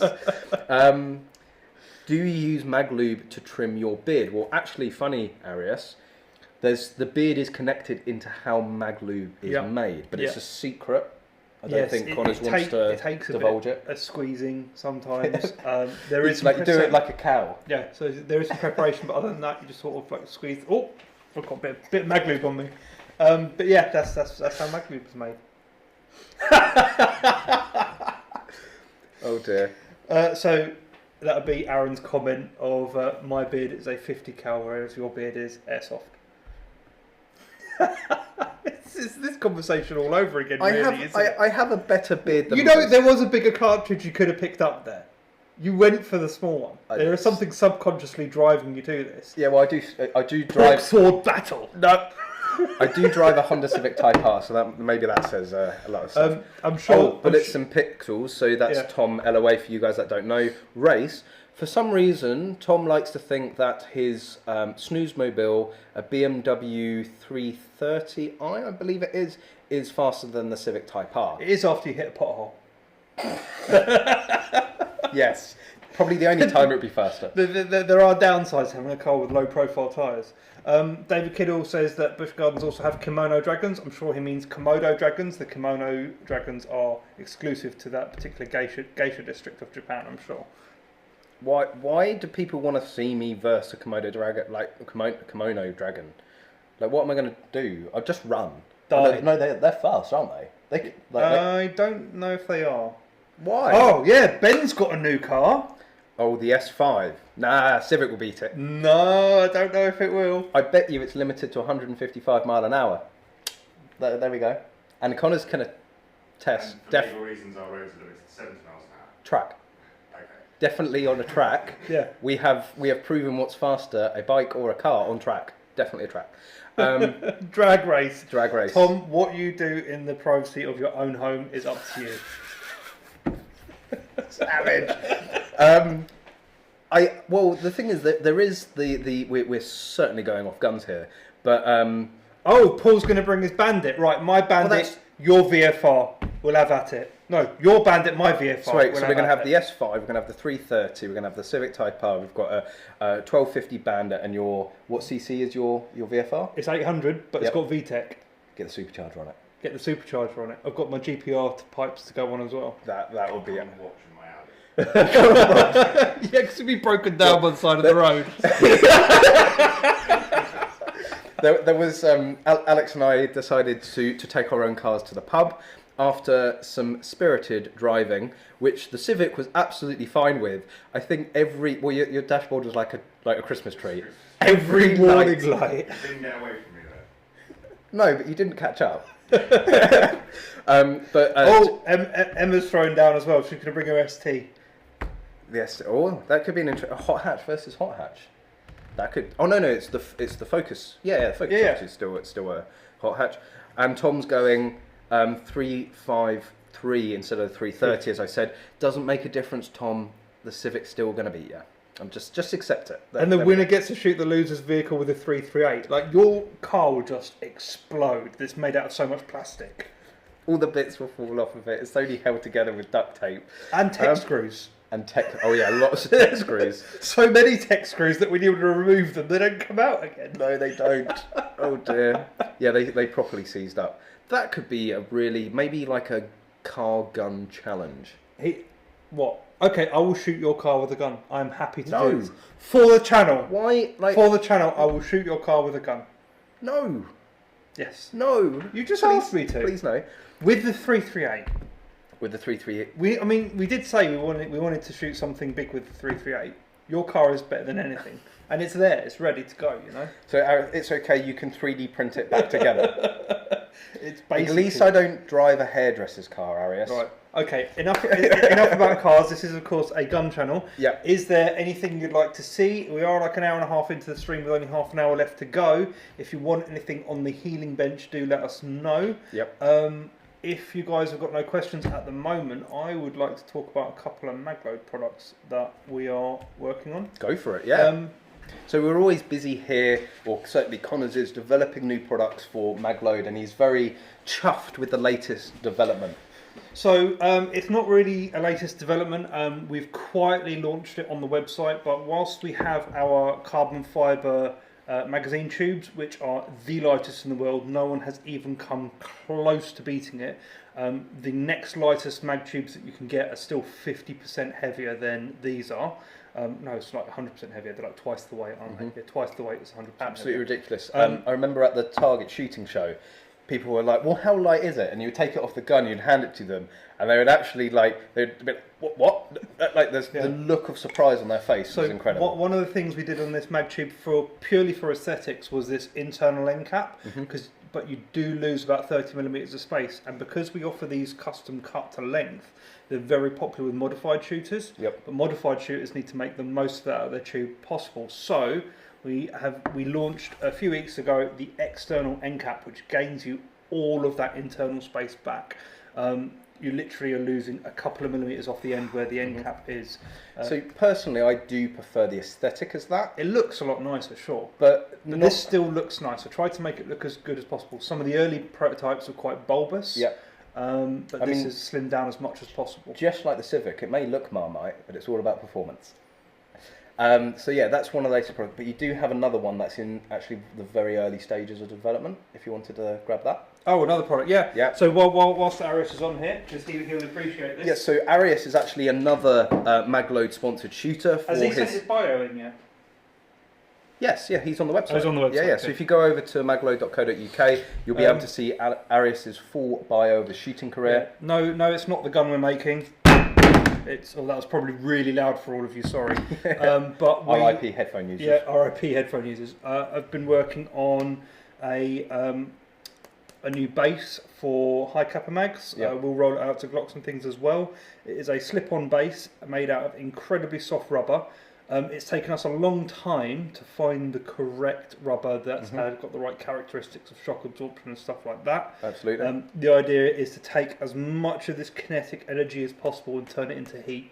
So if you go to an action air match, well, the first thing that we realise is the base pads seem to go into oblivion in one direction. Yep. The magazines scoot somewhere into oblivion in another direction. What generally happens is you end up dropping a mag a few times and they start leaking. Yeah. So this is a protective thing.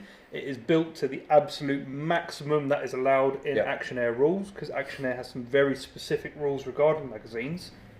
So yeah, it's something that's in the works. This is a first draft. It has been dropped to oblivion. Yeah. We've seen where it's taken the most damage, beefed it up, and we have got another one in production currently. I'll be ready for a next draft tomorrow. Hopefully. But that's it. You tend, all your prototypes do get destroyed because you want to find the weakness. You do go over the top with testing products sometimes, but you want to. Brought a tear to your eye. Oh, more than once. We've managed to destroy many things in the pursuit of perfection, and that's really what it takes. So yeah, keep an eye. If you're interested in this, you want to register interest, head over to the. Do you see what I have to work with? So if you're interested and you want to register your interest, head over to the Magload Facebook page, drop Magload a message, and we can get in contact when they're available for sale. Yes, I've got no idea on how much they're going to cost at the moment. We are expecting to sell them in packs of like 3, I'm guessing. Yeah. But I'm hoping they're not going to be too expensive. One of the reasons we're not printing these with traditional methods is so that we can keep that cost down, because 3D printing is actually quite expensive. What we're actually doing, high quality 3D printing is expensive. What we're actually doing, which is super cool, is we're printing the molds and then casting these in the material that we're using, which I can't tell you what it is because that is trade secret. Definitely a trade secret. But it just shows the versatility of what 3D printing opens up. When you know how to use it. When you know how to use it, that you can go and print molds, and not only just molds for silicon injection, you can make injection molding tools. Yes. They don't last a huge amount of time, but certainly for prototyping, it's a new development within 3D printing and injection molding, and it's combining the rapid prototyping. I mean, a proper steel injection molding tool, you're talking 15,000-20,000 for a relatively small one. If you can print, a print like that is still going to run you a few £100 at least, but it allows you to test it for a few runs before you go and invest the tens of thousands. So another thing that this whole exercise in this prototyping has brought to fruition, which I don't think I've actually talked to Callum about yet, is the Smith & Wesson 1522 barrel clamps that everyone has been going gaga over, because there are only 2 or 3 of them out there in the wild. 1522 barrel clamps? Magazine clamps. Yes, yeah. There are only a few out there in the wild. We have not found a way of producing them yet that I'm happy with. We have the FDM versions made out of that rubber, which is great. It works fine, but it looks awful, in my opinion. We are going to be casting it. I believe that is my next trick. Once I've dialed this in, it'll be a much harder one to do, but we'll. Well, if it was easy, everyone would be doing it. If it was easy, everyone would be doing it. Like, if it was easy to 3D print a muzzle brake, everyone would be doing it. Yeah. There is another Bluefield Sports Magload product, and a series. I've talked about it in the vlogs before. What are we talking about? The gun, please. Which gun? No, the one in front of you. That gun? That gun. Let's talk about that gun. This gun? That one. You don't want this gun. I do. He doesn't want this gun. I really do. Who wants to see this gun? Yes. Show him. Who wants to see this gun? Give me the gun. Tell us that you want to see this gun. I want to see the gun. You don't want to see the gun. I want to see the gun. It's a boring gun. I'm just going to drop it on the floor here. Oh, what I have to work with. Save me. Save you. Please. Oh, nearly. You'll see that we have a breech flag in the gun. You're not allowed to touch this. I am. Filming exemption. Yeah, but I'm not letting you touch it. Touch it. You've broken the rules of engagement. So let me get this live ammo off the thing, because every time I see a cartridge, I'm tempted to load it. Thank you very much. Show me the gun! So if you've been watching the vlogs, you might have seen this gun. I am going to be doing a series called the Racing Benelli M2 series. We get a lot of questions about the ins and outs of modifying guns for practical shotgun. We showed a little bit of modifying a 1301 Comp Pro. A lot of you were very interested in that, and we thought, well, let's do it with an M2.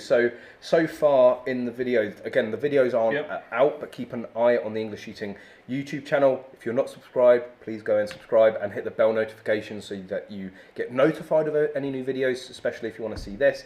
So why don't you why don't you go over to the healing bench? Let's go over to the healing bench and show you what this is all about. Yep, so Connors is going to head out. there's a ceiling there, Connors. It's his habit. He's so for someone so graceful and precise on the competition circuit, he could really be a calamity sometimes. But yes, so absolutely. So yes, Connors is going to give you a closer look over on the healing bench. I believe we're ready, so I'll see you guys in a bit. Right, so welcome over here. If Alex and Callum can keep an eye on the comments, I will do what I can. I am going to spin my cap around so that you guys can see more of what we're doing and less of my head. So we've started work on this M2. There we go, done it, it's clear. I have some dummy rounds here which we'll play with shortly, but the main thing that we've done with this is open up the port. Now this is possibly one of the shallowest ports I've ever done because this is a race port.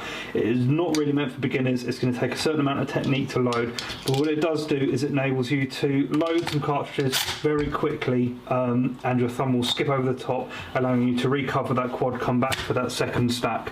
So very, very fast to load. This is also, we've started polishing our ports. Our customers seem to have received, liked that quite a lot, so we've been bringing these up to a mirror shine. It does seem that as our quality goes up, others seems to go down, so we're just going to keep bringing our quality up. One of the other things we've done is put an extension tube on here. This is now a 12 round tube, I believe, forgotten, but the extension tube on the end is quite light. Interesting thing, we actually did a hand weigh test on this. The nut that comes on the end of one of these guns is actually, the little nut that goes there is heavier than this magazine tube. So it's actually lighter to put the extended magazine tube on than it is to retain that steel nut that comes on the end there.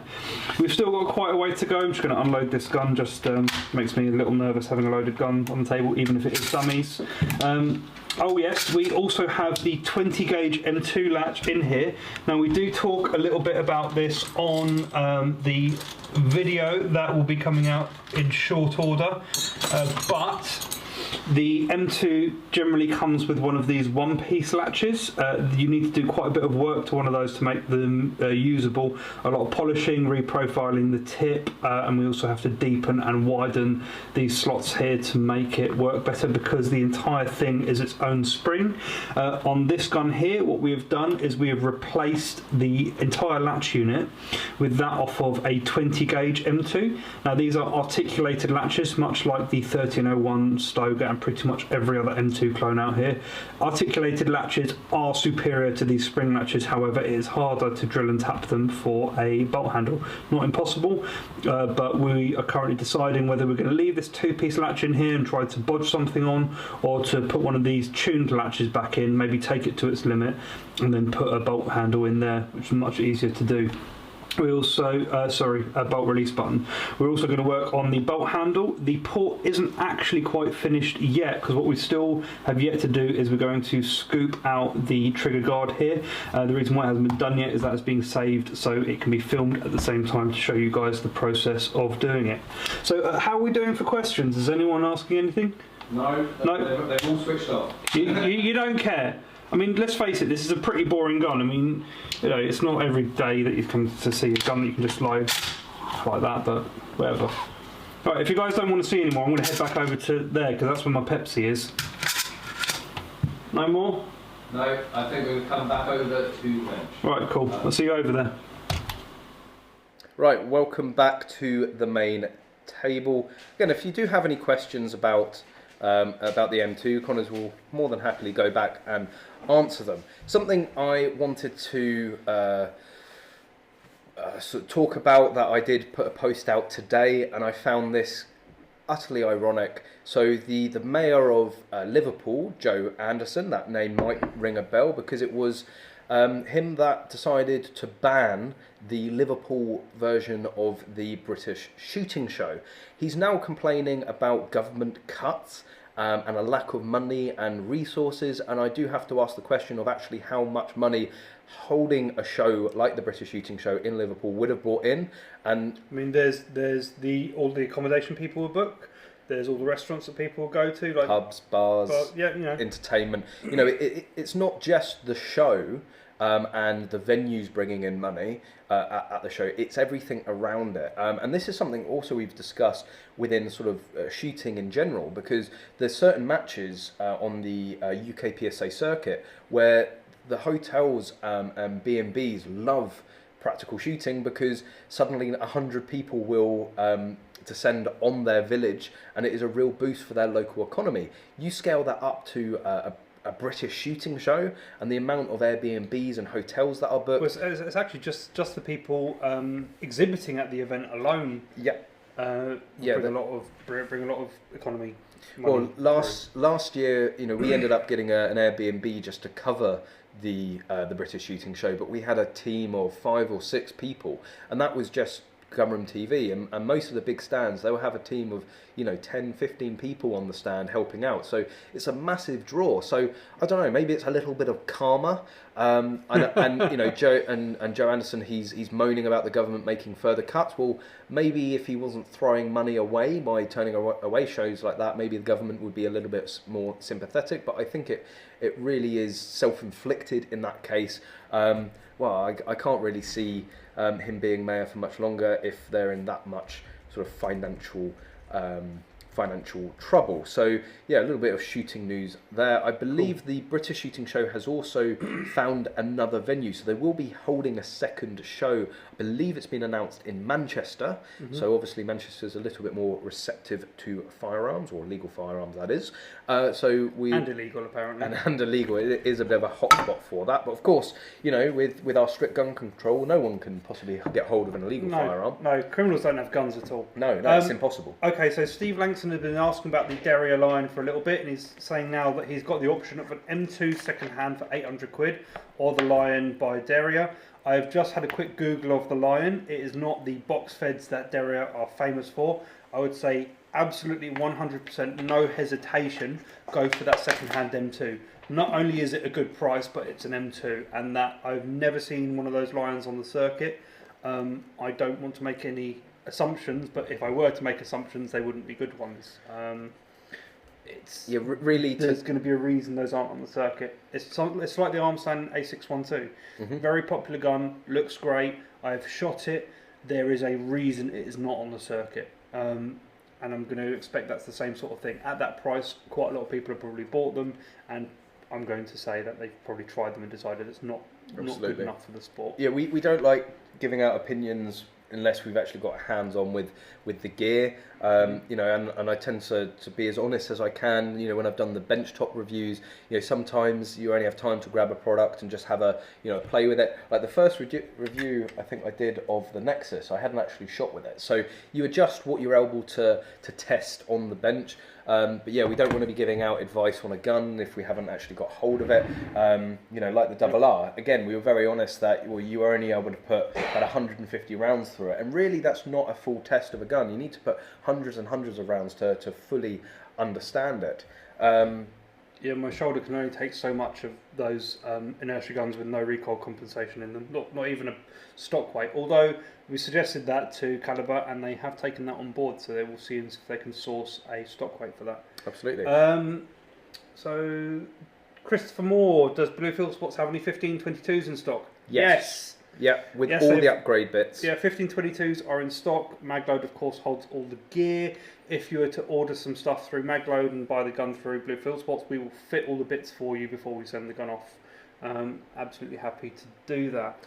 So I just wanted to answer Terry's question. If you travel to a competition and stay overnight in a hotel, how do you store your firearms as opposed to in your personal safe at home? Now, number one is don't go up to reception and say, I have a gun, can you store it for me? They will not like that.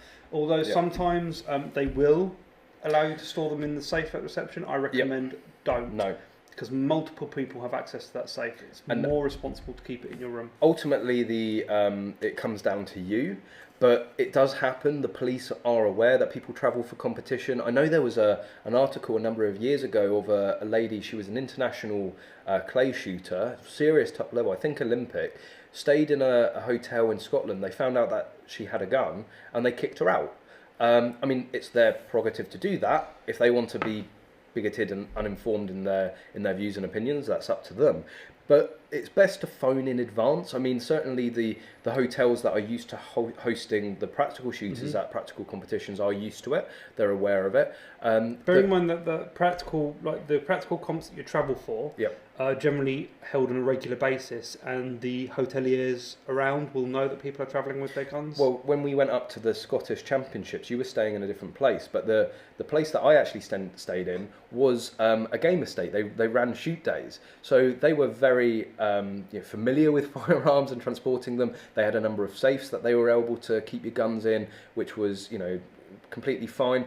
Ultimately, it comes down to taking all reasonable precautions. So basically, the way you have to look at it is that if the gun goes missing, God forbid, or gets stolen or whatever, you have to be able to justify to your FEO that you've taken all reasonable precautions. Now, one of the tricks that a lot of people do is actually breaking the gun down. So maybe keeping the bolts separate, locking the bolt in your car, keeping the rest of the gun in the hotel room. When I used to go away with my university club, and we would go there with 15, 20 shotguns. The rule was the barrels would be kept in the minibus overnight, and all of the actions would be kept in the hotel. It means that if either got broken into, they're either going to make off with a load of receivers, or they're going to be making off with a load of barrels. One on its own, again, it's still not good if they go missing, but it's certainly not going to be a usable firearm. So as well, you can, I would see it as reasonable for you to lock it away, maybe tuck it away in a wardrobe if you're going to go out to the bar. Again, the best thing you can do is remove the firing pin, remove the bolt, make sure that the gun is not function, and even hiding the bits in and around the room. You can go to extreme lengths with the gun, but one of the best solutions I've heard of, that I like the sound of quite a lot and probably do the rest of this year, is actually take a cable lock, cable through the trigger guard whilst in the bag, round a radiator pipe or something like that, tucked under the bed. That sounds like a really great idea. You don't have to go over the top with hiding bits around the place, making it a hide and seek. All you need to do is stop an opportunist. Housekeeper generally is the only person who can have access to the room other than you, from having a look in the bag. If they see something locked to a radiator, they're going to know that it's something they shouldn't be looking at. So James is asking, what's the best box fed? Like the look of a Typhoon F12. The best box fed is a standard gun. Arguably, the best box fed is going to be a Distant Arms KL12. Although we've had a look at the KS12 recently. It's the Conf. It's not the KS. So there's the KL12, the KS12, and this new Conf. So anyway, that aside, no one knows what those guns are like. So the KL12 is definitely king of the open scene. The Armsan RS1 is going to have a huge presence on the scene next year. I would expect to see at least 2 Armsans on the podium next year, if not 3, depending if we can get Emma her gun in time. Absolutely. So the Armsan RS1 is going to be the next big open gun that is readily available, because it is quite hard and quite expensive to get hold of. Now, the Typhoon. I have seen a lot of Typhoons running very, very well. I have seen a lot of Typhoons in bits. Make of it what you will. I think there's a bit of lottery going on there. So, for instance, I know Ben shot a Typhoon with great success for quite a long time. Although he did take a spare, and sometimes multiple spares, of every single component that he did. So unfortunately, these guns, they are made cheap out in Turkey. The same can be said of the Armsan though. But actually, the Armsan is technically not Turkish. No, but it's like the UTAS. The UTAS is, the saying goes, it's an anagram for useless, Turkish, and shit. So you do have to be really careful. What I've seen with the Typhoons is the magazines can be very, very fussy. There was a case where someone took one out to the American shooting trips, Utah trip a few years ago, and it dropped on the ground, bent slightly, and then he could not get it to feed or cycle reliably. I've heard stories of the Typhoon F12 receivers stretching, and things like catastrophic failures, like bolt head separate, not bolt head separation, but the bolts separating in the gun. So yeah, so Ben Duck is saying ran an F12 to 3rd place in 2018, but yeah, lots of spares. But it's so what I have gathered from hearing various reports and seeing lots of things is that some of the early F12s were very good. Yeah. Certainly a lot of the ones you're getting new now are very, very bad. Mm-hmm. They sort of like a reverse of the UTAS. Yeah. no. The demo guns of the UTAS were really, really good. Well, actually, we've seen that again. We're not going to talk too much about it, but there is another company coming in who we have a theory that they have something to do with the UTAS. Yes. Yeah.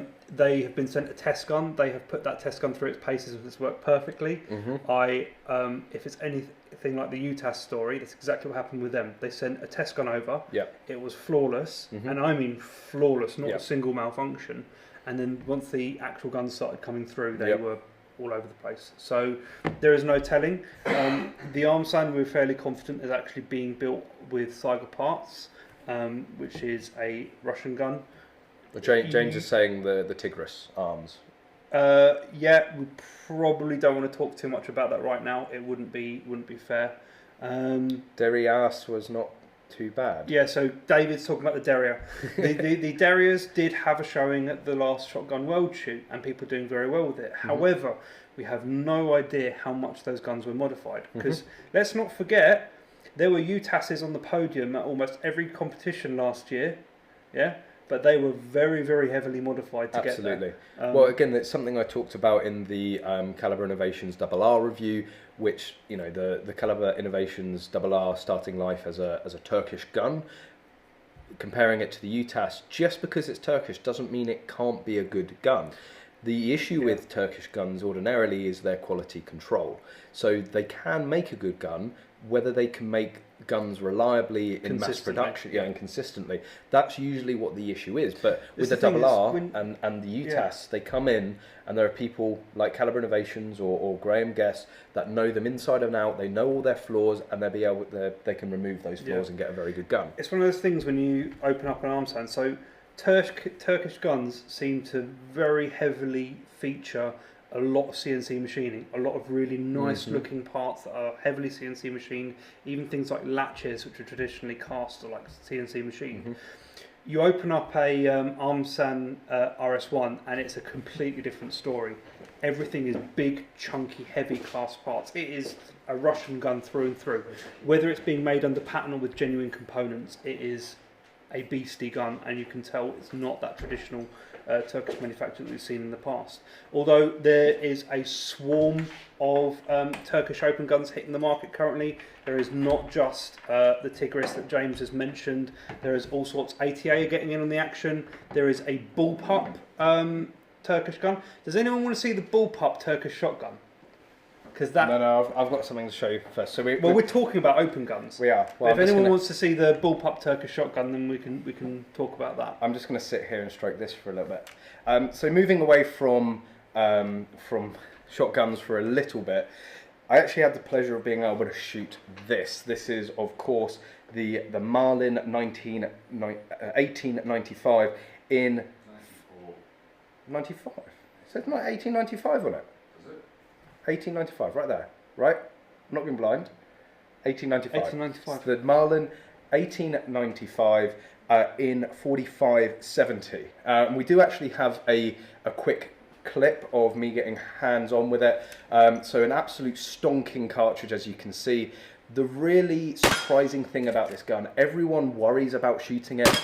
It's so nice to shoot. It's so comfortable, and this is what everyone has sort of talked about previously, and being able to experience it myself was certainly a nice treat. So just let the clip finish off there. It's smooth, it looks absolutely gorgeous, but watch the reaction of the target, like the indentation on the target. I mean, it was there was no indentation on the target. No, they said they could feel dimples in it. No, it's the lead. Oh, it's the lead. Okay. So as the lead hits and spreads, it sort of forms like a crater of itself, but you chip that off and the target is fine underneath. And there we go, giving it a little smell. The smell is slightly different to But the important thing is, how does the gun taste? How does the gun taste? Do not lick my gun. No, well, he's told you not to lick his gun.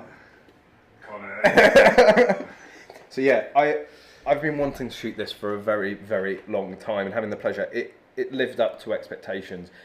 Every angle of this gun looks absolutely insane. If you have any questions about it, knock those questions in the comments section below. But it's slick.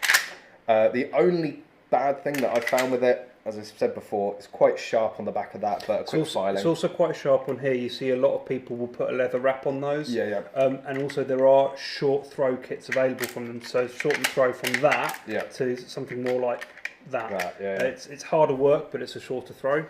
But yeah, lovely gun. You really shouldn't. Yes, the 45-70 is a bit of a beast of a round, but the gun soaks the recoil up really, really well. And certainly after shooting the 65 gram loads today, you really shouldn't be worried about this.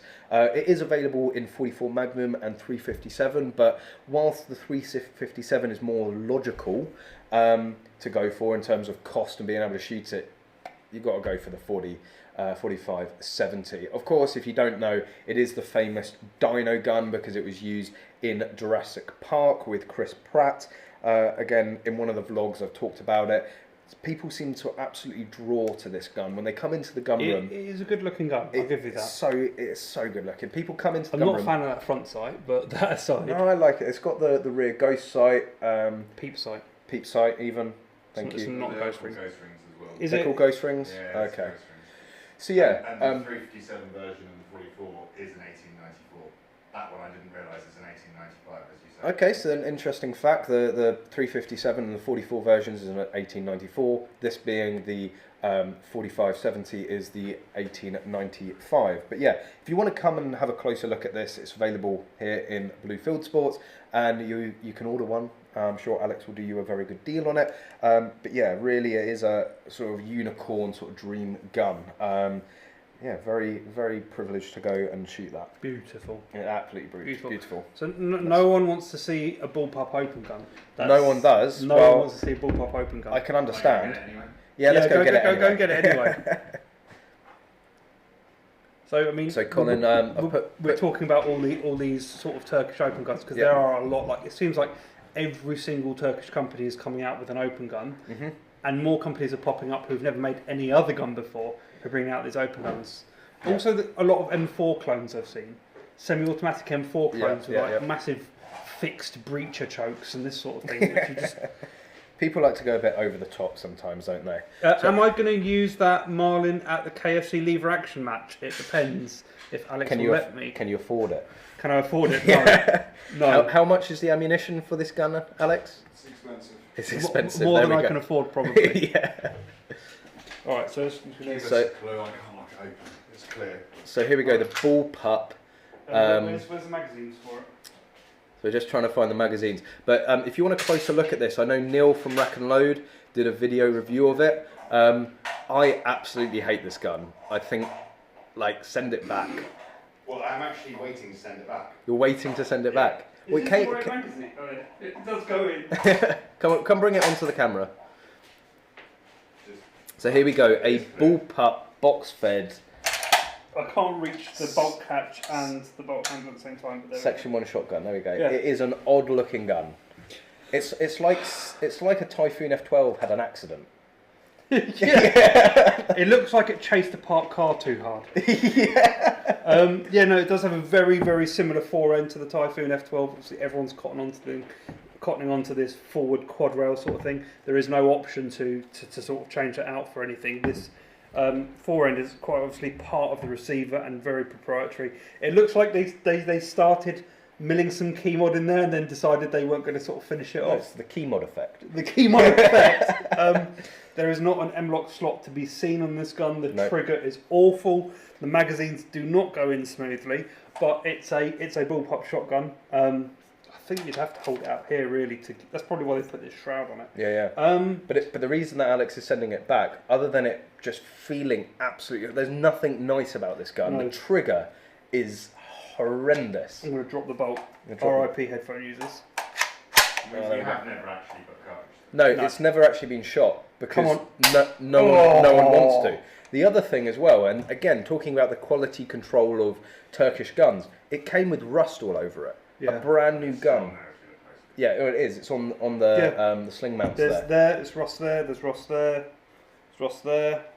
What even is that? Is that a magazine release? Oh, yes, that's a magazine release. But it's guns like these that unfortunately give Turkish guns the reputation that they have. Just knocking them out. Deserve. Like, the thing is, people would happily go and pay 100, 200 quid more, like with the UTAS, and have a gun that was far better. The thing is they're chasing this like £600 price point. Yeah. You know, if you came out with a reliable bullpup for £1,000, people will buy it if it's reliable. Absolutely. But this really is made down to a price with no design thought put into it. Or quality control. So yeah, there's the thumbs down from EnglishShooting on the bullpup.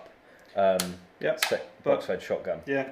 It's interesting. It's an example of the sort of stuff coming out of Turkey at the moment. It's a lot of stuff that hasn't had really much thought put into it, so it's something you have to bear in mind. See, this gun is probably absolutely fine for plinking down the range. Yeah, so it's a great toy. It's a great toy. It's very cool to have. I mean, I still think that Alex should keep it because it's a bullpup box-fed pump, box-fed shotgun. Well, it is a pump actually because it probably won't work. But yeah, just the quality control leaves a lot to be desired. I mean, if the state of the gun as it is without even having fired a shot, it wouldn't be a pleasure to own this gun. No, absolutely It does not spark joy. Right, so we don't want to necessarily finish on a low, but we have hit the 2 hour mark. Please get that thing away from me.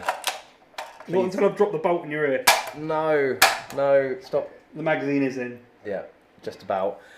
So yeah, just to quickly remind you, the next biggest event within the shooting community is the British Shooting Show next weekend. We will both be there the full 3 days. I'll mostly be shooting. So there's the... probably won't get see much of me. There's the Airsoft Surgeon match. Which is a level 1 match. Yeah. Run to a level 4 standard. From what I hear, there may or may not be a roller coaster involved. What? Yep. Okay, that would be interesting. So yeah, they really do go all out for the airgun surgeon match. We're both shooting it. I'm going to be documenting it for EnglishShooting, vlog style, and also we're going to be making a video or a couple of videos for Gunroom TV on it to promote the match. But yeah, we'll be there for the full 3 days of the British Shooting Show. If you do see us about, please stop us, have a chat, whatever. You know, if you've got anything nasty to say, then please keep it to yourself. No, please do. Say everything nasty you can to... Do you know what? I think it's hilarious. Your best fans, they come up to you. Oh, Callum, it's so nice to see you. You've put on weight. I know, you're so kind to me. So please, less comments about my I am working on it. I'm on the Huel. I need to get fitter. I'm aware of it. I have a mirror at home. But yes, we're going to be at the British Shooting Show. It is one of the highlights of the year. Self-conscious. I'm very self-conscious, yeah. I'm really insecure, actually. Thank you very much. But yeah, we're going to be at the British Shooting Show. Really, really looking forward to it. If you see us about, please stop us, come and have a chat. I don't bite. I can't say that Connor's made Arius, very good point.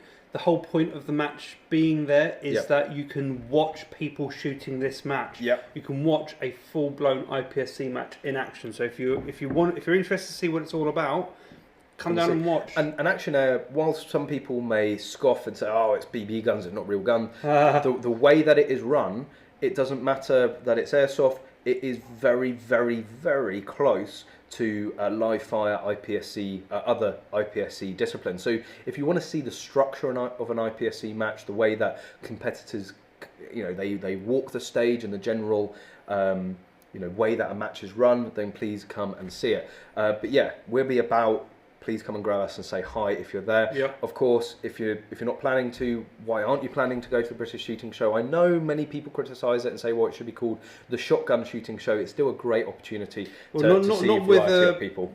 Bleeding Action Air match being run right there in the middle of it. It does go to show that they are listening, and obviously they've taken note that with shows as successful as the Target Shooting Show, the market is there and people want these target sports and practical sports to be represented at the show. Yeah, as Arius says, you will never see another dynamic shooting sport being shot quite as fast as Action Air. It is utterly ridiculous. I'm also actually thinking of doing a meetup because we're going to be staying both nights at the... Mention cars and I'll slap you. It's not a car meetup, is it? No. No, like an English shooting meetup. Oh, you could have like one person turn up. Yeah, it'd be you. But we're... No, it's going to be Ryan. Oh, David Kiddle. And very, very quiet. Well, he's not wrong there. You don't actually need hearing protection, obviously. But yeah, we're going to be staying at the Crown Plaza. So I think either the Friday night or the Saturday night that we're staying there, I'm going to arrange a meetup. So if you want to come and chill, talk guns, talk whatever, have a couple of drinks with us, then we're going to be there. Probably not doing anything else, so please come and keep us entertained and have a good chat. But yeah, keep an eye on the Facebook page for any updates on that. If you haven't liked the page, please do so. And also another reminder of the giveaway, the 20,000 subscriber giveaway, where you can win a gun, a £250 American shooting voucher, a double mag pouch from Dorset Woodland Blades, a whole host of swag from t-shirts, patches, I think what you need to do is now just compile a list somewhere and put it online and just go, if you want to know what's in the giveaway, go see the list. Because we'll go to the post. There's more stuff, but it's all the general stuff. There's more pictures coming, isn't there? Like yeah, people just keep adding more and more to the pile. No one's asked for this. They're just giving it to you. Yeah, so if you are involved with any companies that would like to donate any prizes to the giveaway, or know anyone at all that would like to do that, well, please drop me a message. I'm more than happy to give away free stuff. But to enter that giveaway, there is a pinned post at the top of the English Shooting page. Go and share that post and make sure that you've liked the page, and you'll be in it. So, you know, you've got to be in it to win it. It's worth a share and worth a like of the page to win some fantastic prizes. Cleaning kits, all sorts of part of it as well. But I think we're going to round it up there, guys. There's been no more questions. I've seen a lot of people saying that they're going to be at the British Shooting Show, so I really look forward to seeing you all there, hopefully. Aaron, I'll be popping down in my EP3. Cool, I'd love to see that. I'm an EP3 fan. Paul says there was a roller coaster at the first Malcolm Dowding match. Yeah. That would have been good. If it was anything like the Malcolm Dowding match that we attended, yeah, because that match was spectacular and really should have been a level 3. The standard it was run to. Very, very impressed. Apart from one RO, the standard it was run to was incredible. The stages were really well designed, and I'd love to see some of those stages incorporated into shotgun matches. Yeah, that would be amazing. Yeah. But again, guys, beat the Facebook analytics. If you're watching now and you haven't hit the like button, please do. It helps with the analytics. And give it a share, because as soon as this live stream ends, you'll be able to watch it all over again, and it will be there if you missed any bit. So please hit that like button, help beat the Facebook analytics. But I think it's a big thank you from both of us for staying here and listening to us. And a big thank you from me, because by both of us he means his left and his right hand side. I mean left hand side. We are sort of like folding over the chair at the moment. Oh, he's so kind, isn't he? But yes, thank you very much for joining us and getting involved. Again, in 2 weeks' time, we're going to have Ben and Emma Ducker here to talk about their shooting experiences. That's going to be good. Yeah, it's not going to be one you're going to want to miss. The amount of stories and experience that they both have is incredible, and they're going to be able to answer some questions that ordinarily we won't. So again, please hit the like button and keep an eye on the English Shooting YouTube channel for further vlogs, further videos, and further mischief that we get up to. Thank you, as always, Connors, for joining and being a bit of the sensibility. Thank you, Alex, in the background, keeping it all running. Thank you, Alex. He's sat there quiet all night, making sure we don't say anything stupid. Again, it might be because he had that curry. Might be, yeah. But yeah, again, thank you very much, guys. Catch you at the next live stream in 2 weeks' time. And as always, hope to see you soon. We hope to see you soon.